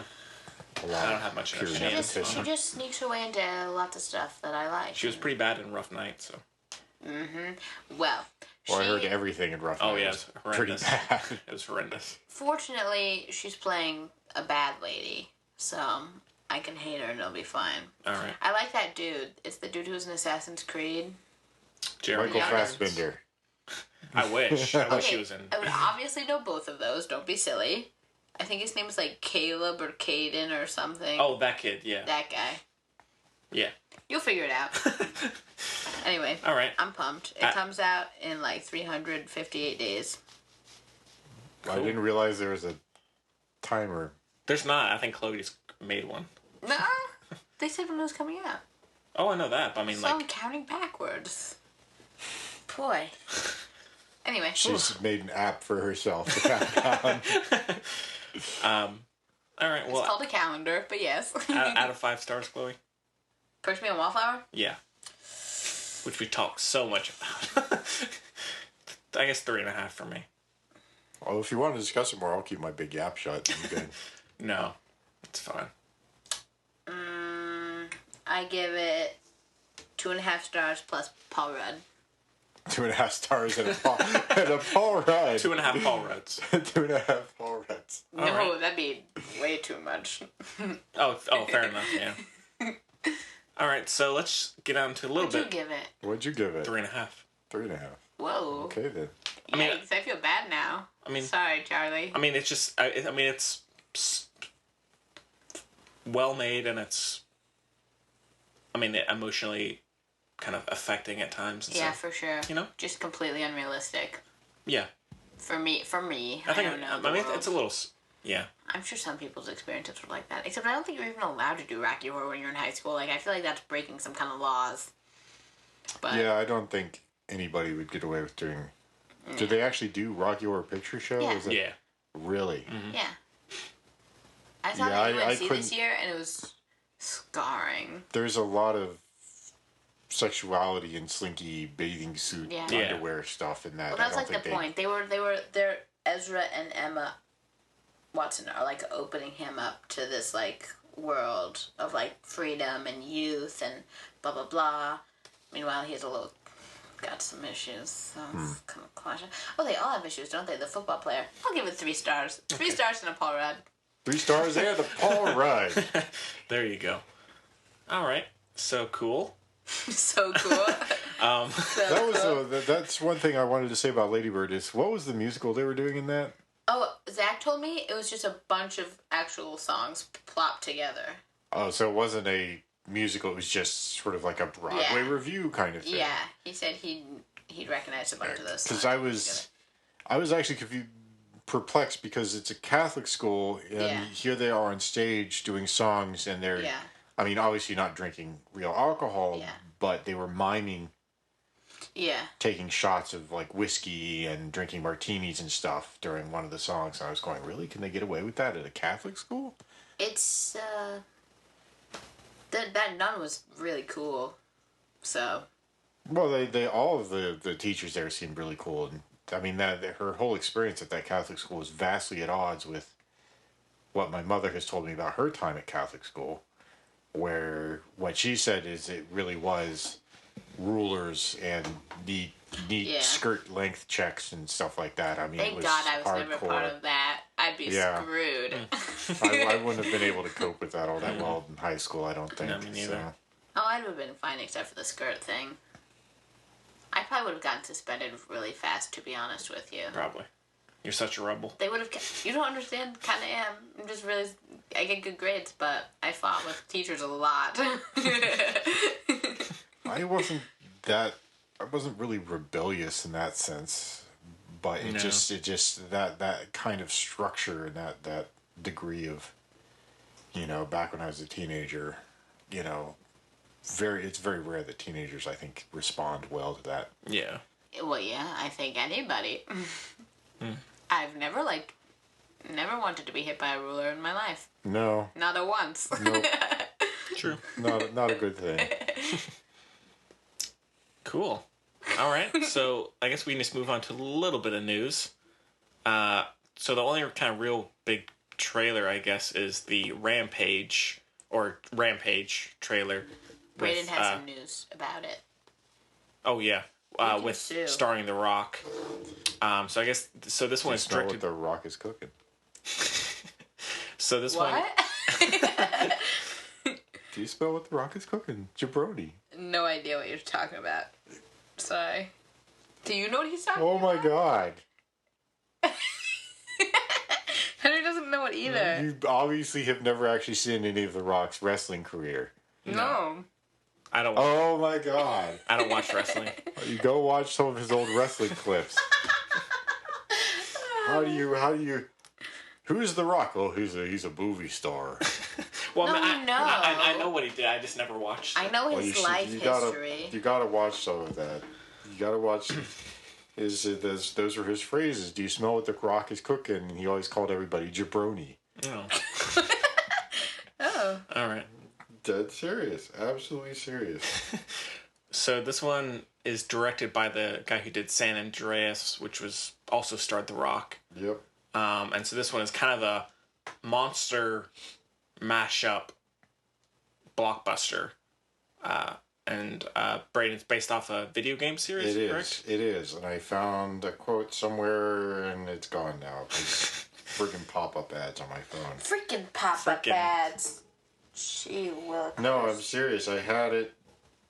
We believe you. We believe you, though. I had the quote about... Make your own quote, Braden. Live your life. I am not a legitimate source. Yeah, you are. You literally said this was a video game. It is. It is. But I found something corroborating my statement. You don't even need that. And then I lost it to a pop-up ad. I had a good life, and then I lost it to a pop-up ad. All right. Well, what do y'all think of this one? 3 guesses, Henry.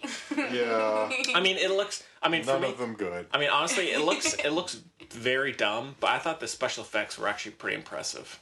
Well, I mean, you can say that about any film. The special effects. No, I don't think necessarily. I think Transformers and Avatar, the special effects were impressive. They're Did that make them good films? I can't believe you like Avatar. I'm not over it. It's the dumbest thing ever. It's pretty awful. It's not.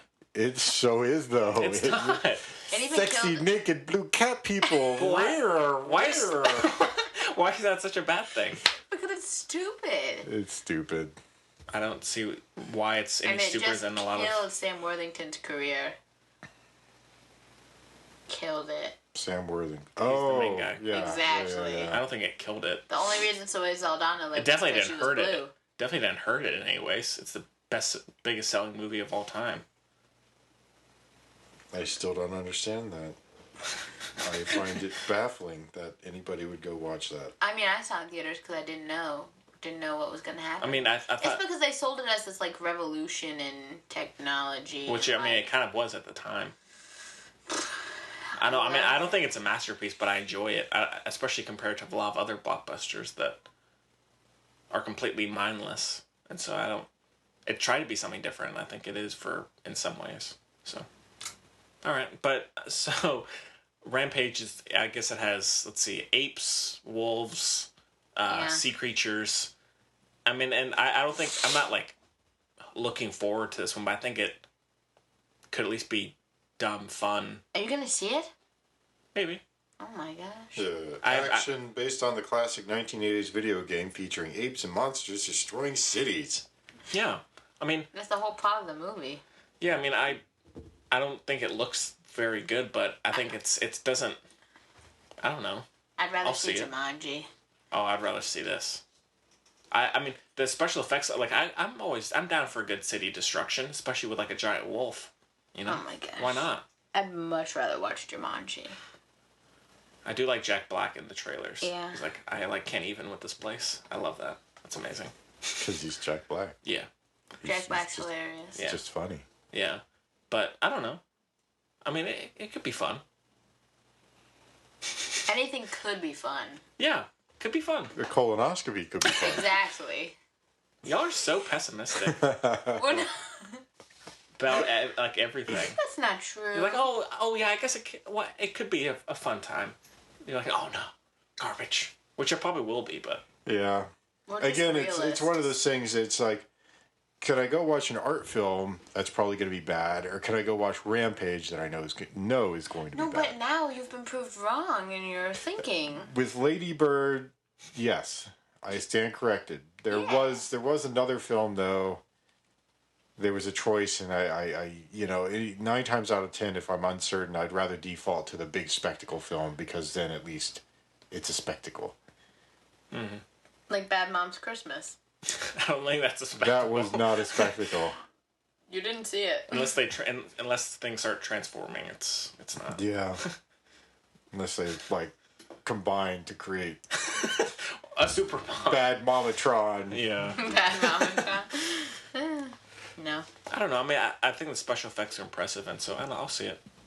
I have Movie Pass now, so I'll see it. Yeah. I don't understand Movie Pass. Multi Pass.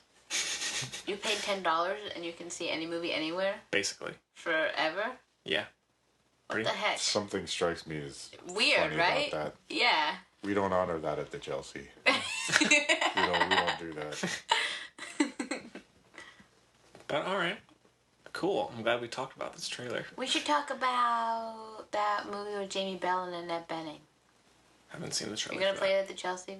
Jamie Bell and Annette Bening? Yes. I haven't even heard of that. Hold on. It's coming out. It's a recent trailer. It's like film stars don't die in China or something. Hold on. I'll find it. What? That's the title. Oh, that is a hell of a title. Wait. Film stars don't die in Liverpool. Liverpool. Alright. Chloe just threw her phone. Good.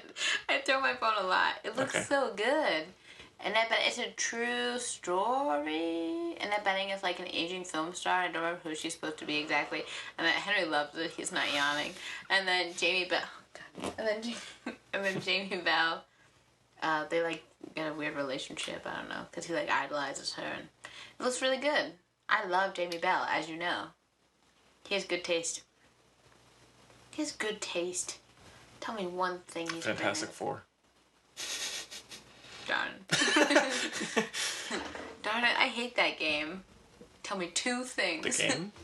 Tell me 2 things he's been in Just give me a second. that weren't good. No, don't do that. Don't do See? that. What's happening? Film stars don't die in Liverpool. Looks great. I'm all in. All right. Cool. Are you actually looking up his Jumper. history? He's in Jumper? The Eagle. Oh, jeez. The Eagle, I don't even know what that is. It's a... Yeah. Well, fine. Fine. Man on a ledge. With Sam Worthington. Yeah. All right. Well, I guess we can just move on to some listener questions after all that news coverage. So, Thefilmbudspodcast at gmail.com is the address where you can reach us, like I said a little bit earlier. And you can also reach us on Facebook and Twitter, which we actually have one from Twitter. In this... There's a question from Twitter? Correct. But yeah, we love hearing from you. Whatever you'd like to send us, feel free. So this one is from Dylan in Miami. Hello. Braden? Yeah, You have a thing? No, that's fine. I'm enjoying all these pictures of Rock with the cover from the old Rampage video games. Oh. It's really... Oh, nice. Yeah, see, Nice. Okay. He's just looking at pictures of The Rock in case you missed it. Cool. Well, it's promo shots of The Rock with shots from the video game. I think he prefers to be called Dwayne Johnson. He's The Rock. What's the question, Dylan? Okay, so he says... Courtesy of Dylan. All right. So it says, hi, Henry, Braden, and Chloe. Hello. Hello. Good thing Jacob wasn't here. That'd be awkward.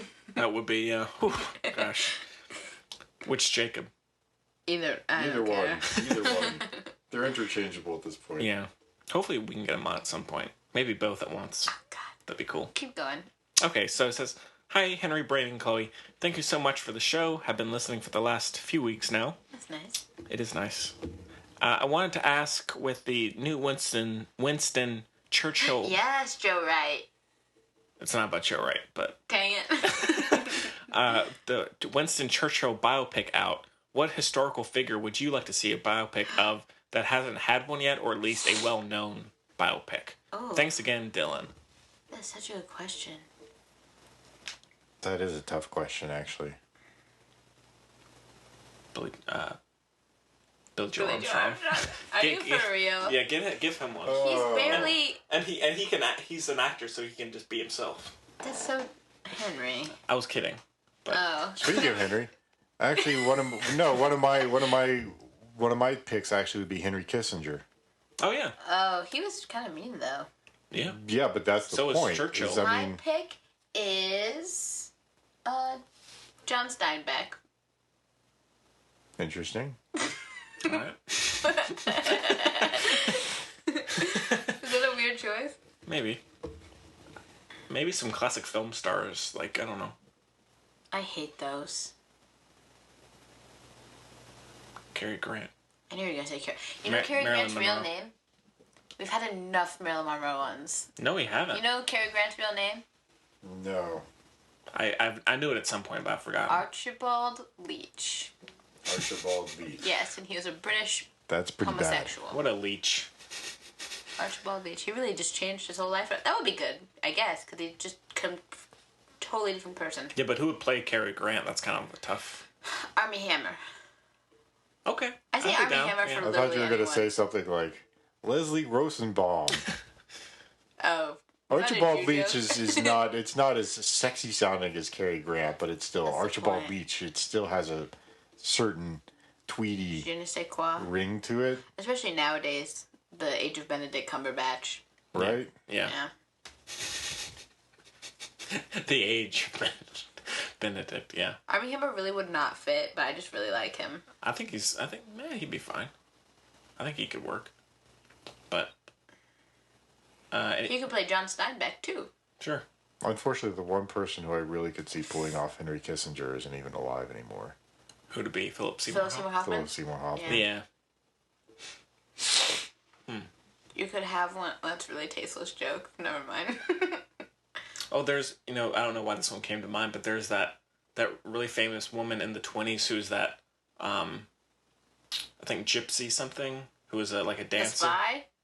No. Oh. I think Gypsy Rose something, and she was like a very, very big cultural icon, and like, with all the, what are the 20s ladies who have like the flappers? Flappers. A very big kind of person in that world, so maybe her. Or what's that spy's name? That famous lady spy? Oh yeah, I know who you're That'd talking be cool. about. Yeah. Clearly, she needs more attention.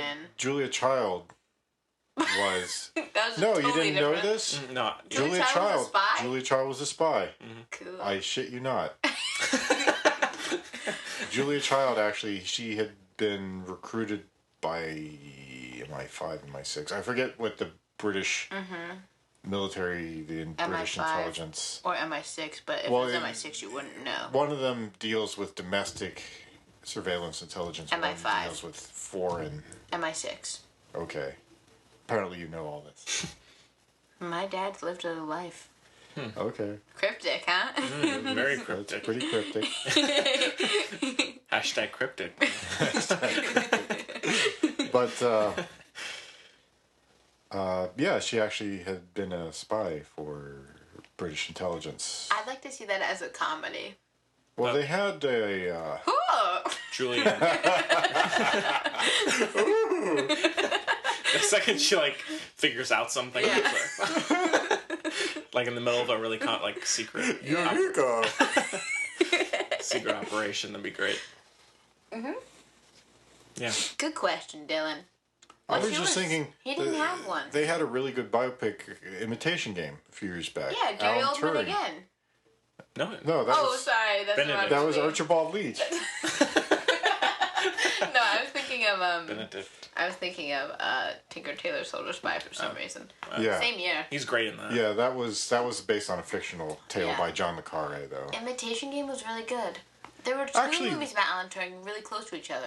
That would be Oh, fascinating. it's John le Carre? A biopic about John le Carre. That'd be Considering he's That's got what I'm saying. dozens of films based on books he's That's written. what I'm saying. The authors are the ones who I'd really like to. Unless it's crap, like Nicholas Well, Holt was John in le that one about Carre actually, Salinger. he worked for British intelligence for some time as well, which is why he was able to write all the books. But Actually, I have one, Stieg Larsson, who did the Girl with the Dragon Tattoo series because he was a huge... Oh, that's right, that's right. He was a huge neo-Nazi Yeah.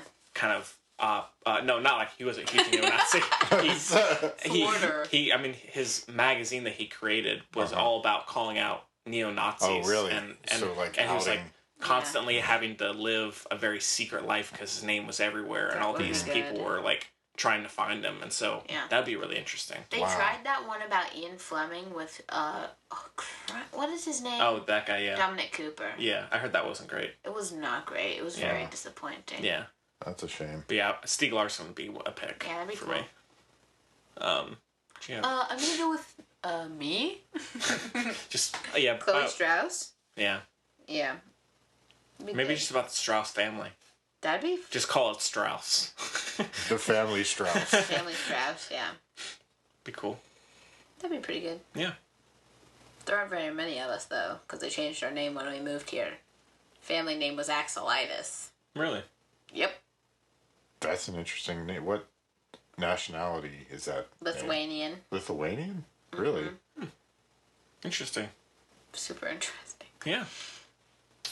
But yeah, good question. Dylan? Hopefully we had some good answers. Yeah. I still say one of mine would be definitely Henry Kissinger, though. But, Yeah. I mean, there's a lot of really fascinating people out there. I saw his house. Henry Kissinger's? Mm-hmm.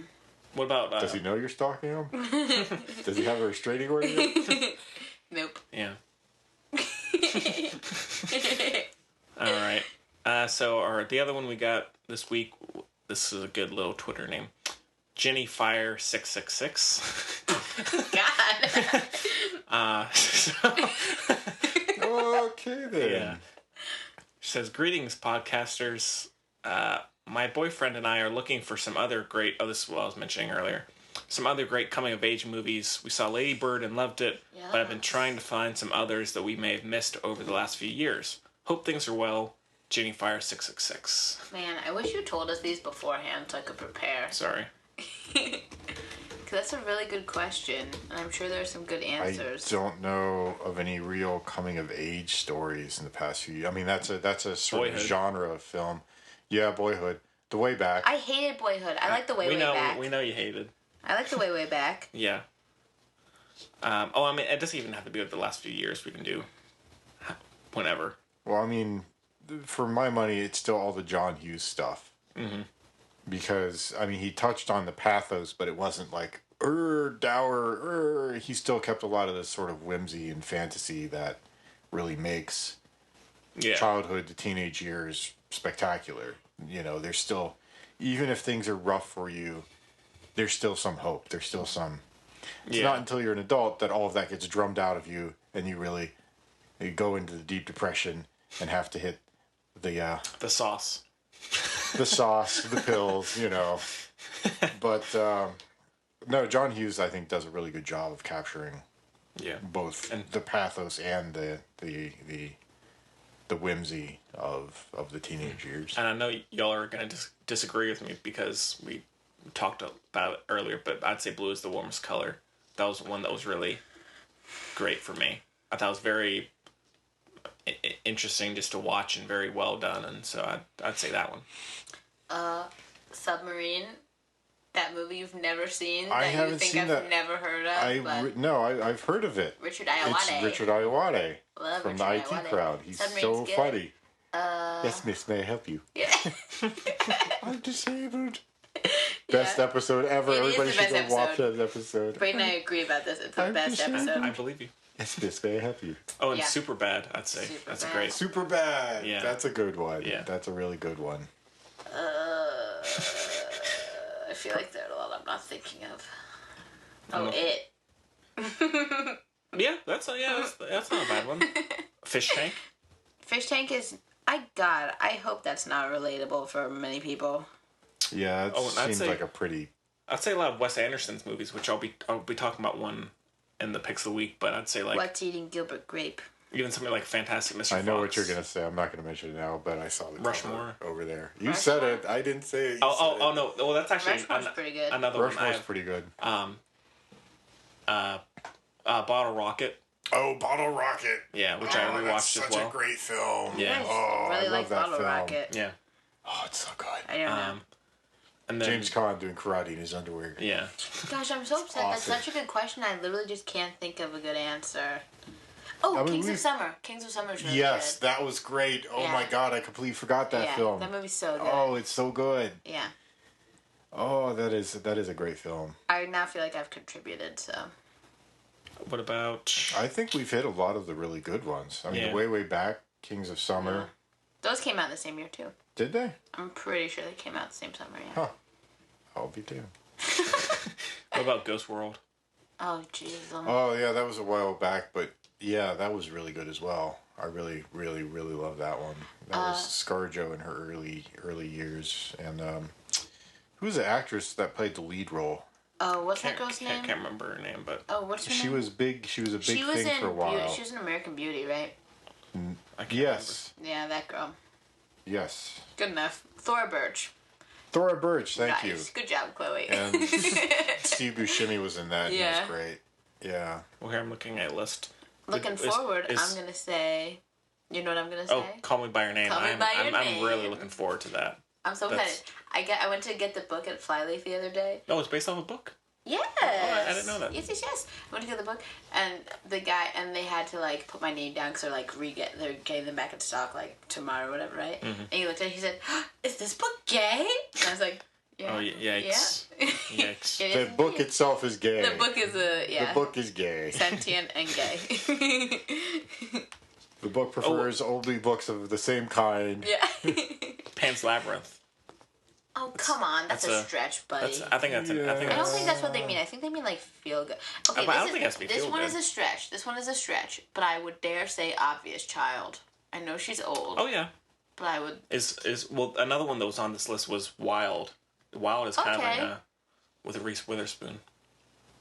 Penelope. Really? That's not. I mean, really it's kind of coming about her age. I mean, it's about kind of her the flashing back and watching her. I don't know grow that that's to a where coming she of is. age. Does It's Moonlight more of count? a maturation Moonlight, yeah. adulthood. Moonlight. Moonlight's. Moonlight is definitely yes. That's definitely a coming of age tale. Yeah. Gosh, I feel It's like just there's done in so such a many subtle more. way. It's not a straight up. Even the Florida Project, Yeah. in a way. Well, no, she kind of avoids coming of age, doesn't she? Yeah. Never mind. I take it back. Maybe There's- the mom. Maybe. Braden doesn't like it. I'll think of another one. No. It's not that. It's just that if you make a good case for it, I won't say no. It's just I'm having a hard time. I Jeez. myself. No, if you No, make I a know. case for it, I'll listen and Yeah. and maybe you see something that I don't. But I just looking at it because the part of the whole issue with Florida Project is that the mother refuses to. Yeah, that's true. And that's the problem is her refusal to become an adult is what's ruining the Yeah, child. that's true. Have you seen Adventures of Tintin. That's not coming of I know. age. kidding, Sing I was Street, kidding. kinda. Have you seen Sing Street? Yeah. Oh, yeah. Sing Street was. I love Sing Street. Yeah, because you're a boy. I'd say mentioning. Dying. Ooh, Meet Her on the Dying Girl. That's a good one. Oh, I love that Love one that too. movie. Oh, I love that one. What about Lars and the Real Girl? That's not a coming of age I think movie. it's kind of he kind of comes into himself. I'm yeah. obsessed with that movie. Don't think it's a coming of age movie. Okay. I'd say mention it earlier. Spring Breakers is kind of a very unconventional I haven't coming of seen age. I haven't seen 'Cause that. I don't wanna. It's It's great. supposed to be really uncomfortable though. It's very. I mean, it's if you've seen Gummo, then you know what to then I expect. can. I mean, Gummo was really rough. Yeah, I mean it's not as rough as that, but it's I think it's amazing. But it's yeah, I'd say that's one. So Maybe even Little Miss Sunshine.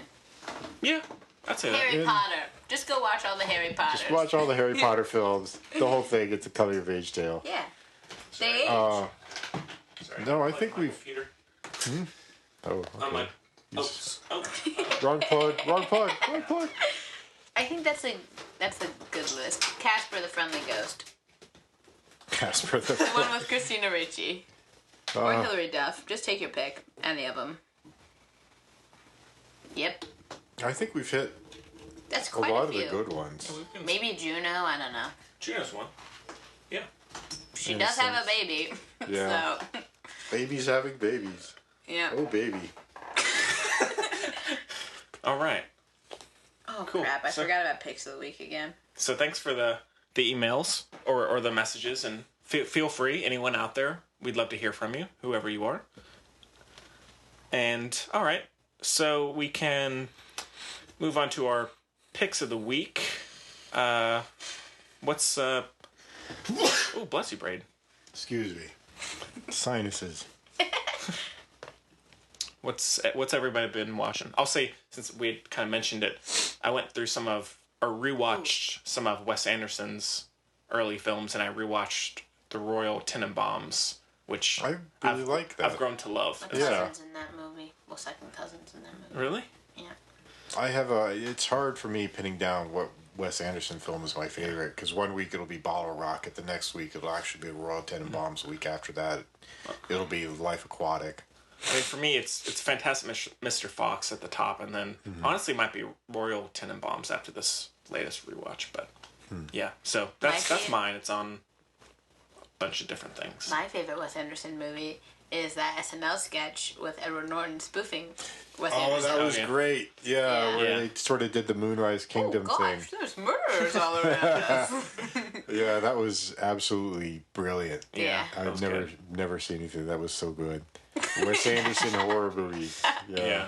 Yeah. But yeah, so that, and I don't know if there's anything else, but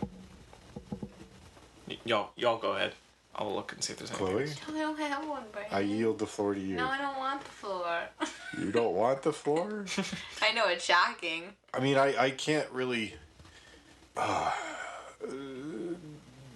my fiance's been on a kick. She's actually been watching some really good stuff, which I want to watch now. She pulled up a documentary about Hieronymus Bosch, the old, I think he was Flemish painter. That's fun. It's fascinating stuff. I mean, if you look at his paintings, they're really weird. Really weird. Like, some of them were more, a day in the life of the Belgian countryside kind of thing. But then he has other paintings that deal with, the Garden of Earthly Delights, I think it was called, or maybe I'm confusing him with Bruegel now. But anyhow, he did these paintings about, like, the 7 deadly sins and the 7 virtues, and they're really... Oh, they're beautiful, though. They are, but they're also very, very strange. But they're so cool. Yeah. I've seen a bunch of them in the real life. And really? They're pretty crazy. They're like in Spain or something, aren't they? Bottom. I'm not trying to sound really obnoxious. It could have been Spain. I went to a lot of places and I don't remember where was which. Darn. I'm sorry. That close. Probably. I mean, this is unsurprising coming from the young woman who's, I've never eaten a croissant anywhere but France. Yeah. Yeah. So. But yeah, no, they're crazy. They're beautiful. You just look at them I could have just stared at them forever. Yeah. There's so much going on, and they're very vibrant colors for the time. Yeah, so there we are. Cool. That'd be cool.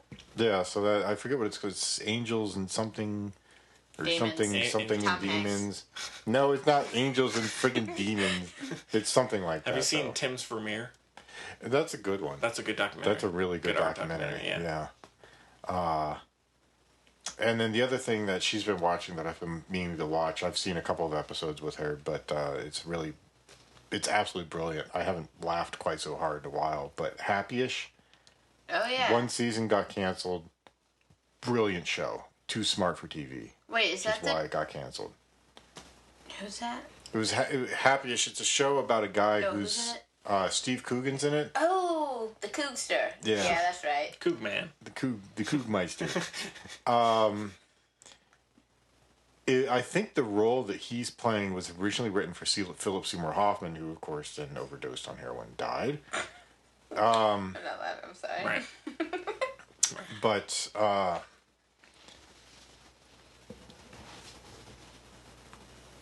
yeah, Steve Coogan. Sorry, I'm just collecting my thoughts. Steve Coogan was offered the part, and he played it. And I mean, it's a brilliant TV show. I mean, it really takes an unadulterated, unfiltered look at life and expectations and all this kind of stuff. It's still, you know, he has a lot of, he struggles a lot with, you know, he works at an ad agency, and here he is in his 50s, and he's got kids, and he's, you know, relatively successful, but he's still sort of mid-level schlub drone kind of thing. And then, you know, a bunch of these Swedish guys come in who are, you know, big hot shots and had a huge success with some marketing campaign, and they're brought in and they're in charge of him. And so here he is, who's been, you know, working his whole life, and you get these 20-year-old Swedish guys who are like, hey, we're big hot shots, and, you know. So it's just a really funny look at modern life and the difficulties of being an adult in modern life, and dealing with adult things in modern life when you don't feel at all like an adult. Right. You know, and it's really, really absolutely brilliant show, and a lot of the stuff that they do is just hilariously funny because it's just so biting. It's kind of like Curb Your Enthusiasm in a way. You know, I love some Curb Your Enthusiasm. I really think you might enjoy Happyish. Yeah, I'm sure I love Steve Coogan, and I love Curb Your Enthusiasm. I'll check that out, yeah. So, I shall. I've definitely thought about it several times, but just it's one of those that just kind of swoops by you. Yeah, it's good. She loves it, and she's seen it I think 2 or 3 times now. Man. And I'm starting to really get into it. So it's just a letdown because something that good, I want more of it, and unfortunately they only had the 1 season. And again, I think, you know, there are a few shows that are too smart for TV, like Aaron Sorkin. There was a show he did back in the 90s called Sports Night. Love Sports Night. Yeah. It's a good Great show. Yeah, it's a it good only show. was on, what, a season, 2 seasons? And again, I think it was just too smart for TV. That aside of my own personal cheesy love stuff, I did watch the Punisher series, which I was surprised. I thought it was going to be like all burly action, you know, but there's some really. Is that Marvel? Yeah. Yeah. It's with yet John another one of those John Bernthal. Bernthal. It's yet another one of those Marvel. But they honestly have done a pretty good job, I think, with all of them, because it's not just chop socky kung fu flying through the air, guns blazing. You know, they've got some action, that kind of thing. But it's really compelling because one of the sort of side stories of the whole thing is war. No, it doesn't deal with war itself, but it deals with the human toll of war. And I don't mean in terms of casualties, not people dying on the battlefield. But yeah, the soldiers go to war, and then they see the horrors of war, and then returning to civilian life and the horrors of civilian life.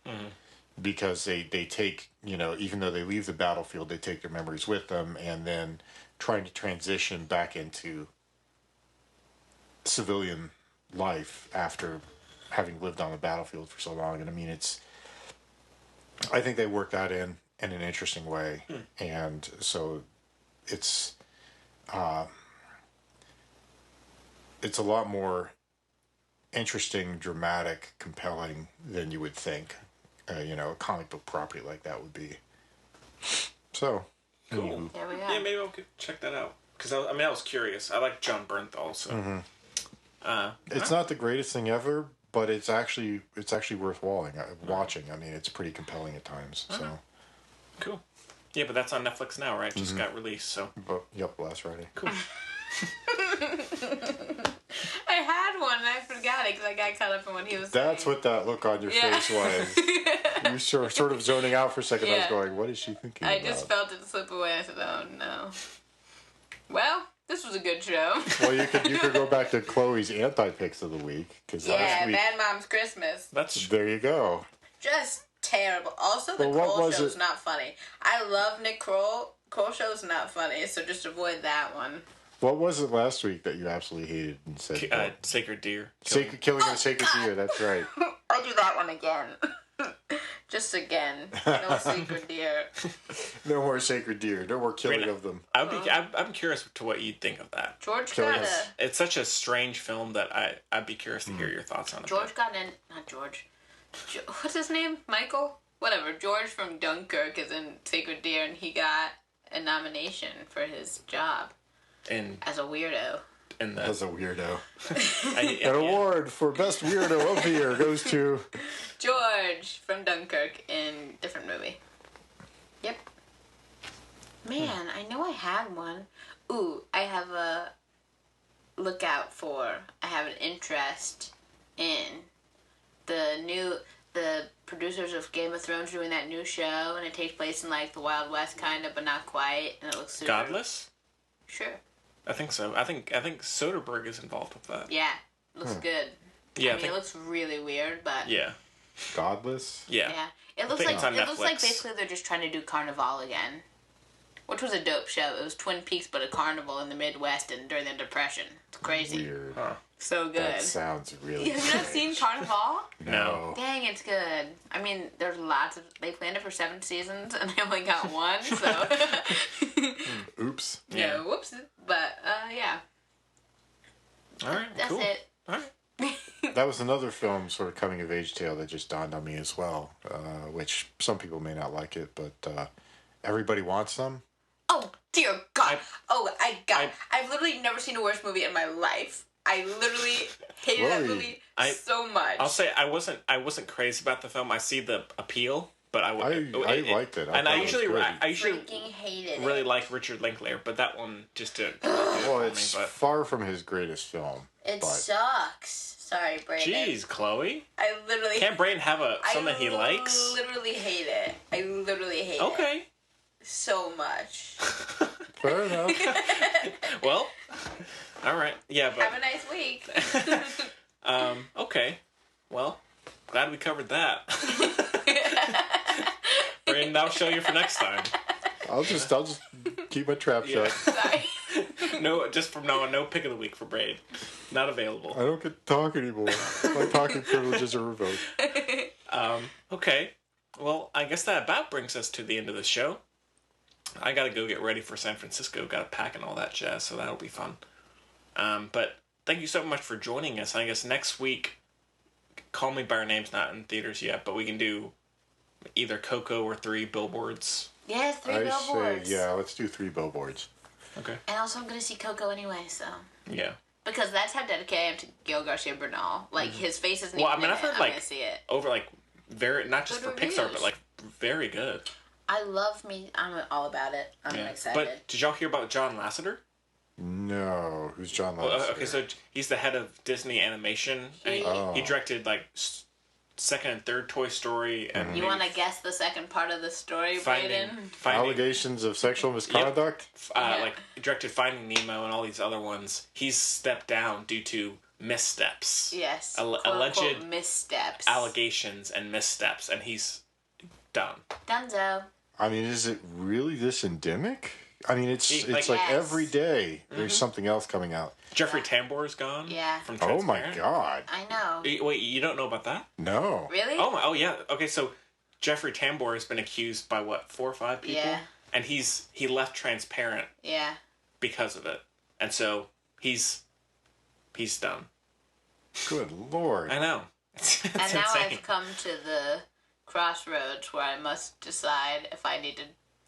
I'm having issues because I love Arrested Development. Oh right, But yeah. that's See, that's the issue with all like, these things is it's tainting these huge, and so then how do you go back and view them? And with John Lasseter directed 60% of the Pixar films, like the second and third Toy Story, Finding Nemo. Good Lord. I mean, it's remarkable. Cars. It's like every other day now. This is how we end every single show now. The last 4 Well, shows. it's hard not to. I mean, this has been going on for what, 3 or 4 weeks now? I mean, after the first revelations about Kevin Spacey now, it's every couple of days, there's somebody else. We just had Charlie Rose. Now this John Lasseter guy, right? What the heck? And everybody is the going. The wacky thing about it is somehow all of these guys, and I pointed this out last week, but somehow everybody in the entertainment industry I'm sorry, I screwed up. I'm going to step down from this position. Or they just get completely dumped from the position. Mm-hmm. Roy Moore, who's running for a Senate seat from Alabama, not only is accused of sexual misconduct, but of sexual misconduct with minors, and still is denying it, and somehow is making more money and getting more votes. Yeah. And then beyond that, there's still the question of the president. Yeah. I know. It's So how is it pretty that messed up. these men in the entertainment industry are utterly decimated, whereas politicians are like... Because it's liberal, and it's... Yeah. You know, those guys are... Is it just that, though? I think that's part of it. I mean, but is there something else beyond... Is it politics? I think so. Maybe. Anyway. I don't know. Anyhow. Yeah, but I mean... Yeah, but it was... It's just baffling. It's just every week there's like a whole slew of, you have to keep a running tally. Yeah. Here, I'll be right back. I thought we were done. Henry's dog is getting antsy. You have to end the show on a positive note, Braden. We have to think of one now. I don't know. We're trying to think of a positive. Positive note on which to end the show? Yeah. I'm going to San Francisco. What are you going to bring me back as a gift from San Francisco? Good question. They have lots of bread shaped like things in San Francisco. I was going to say, like turtles. Bring me back one of those fish that they throw, or some crabs. Okay. Well, I'm going to Alcatraz. I could get you something from Alcatraz. Well, are you going to go to the pier? What do they call that? The wharf, the pier? Navy Pier. Nope, that's Chicago. Just kidding. Bye. Yeah, San Francisco has one too. Sorry. I'm probably gonna go see the big redwoods. The famous. Bring me one of those. Chainsaw, just give me a second. Bring this back for Braid. Could you strap this on the top of the plane? Yeah. Bring me a famous person. Okay. Thank you. I'm sure there's one in San Francisco. Well, yeah, who lives in San Fran? I don't know. We'll see. Somebody. Yeah. Somebody probably does. Cool. Bring a Google coder back for me. Yeah.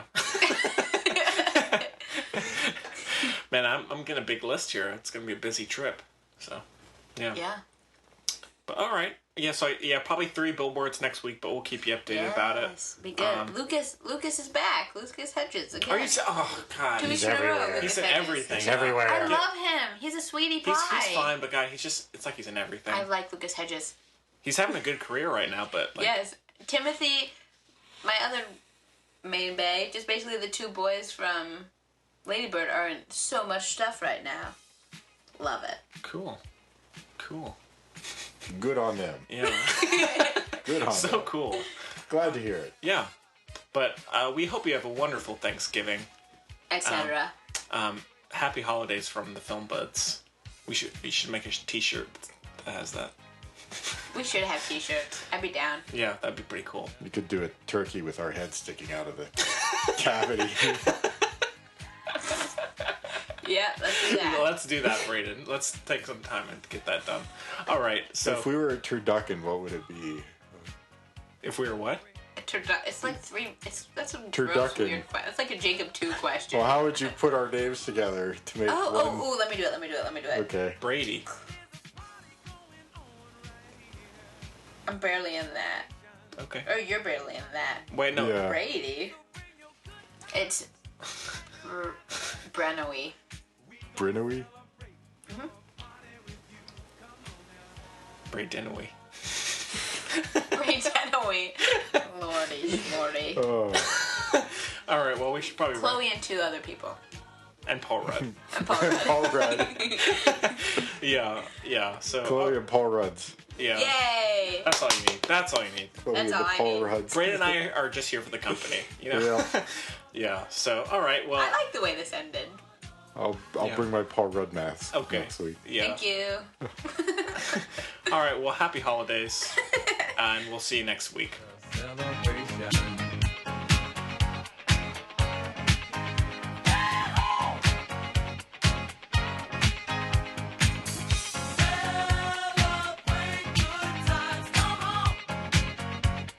It's a celebration.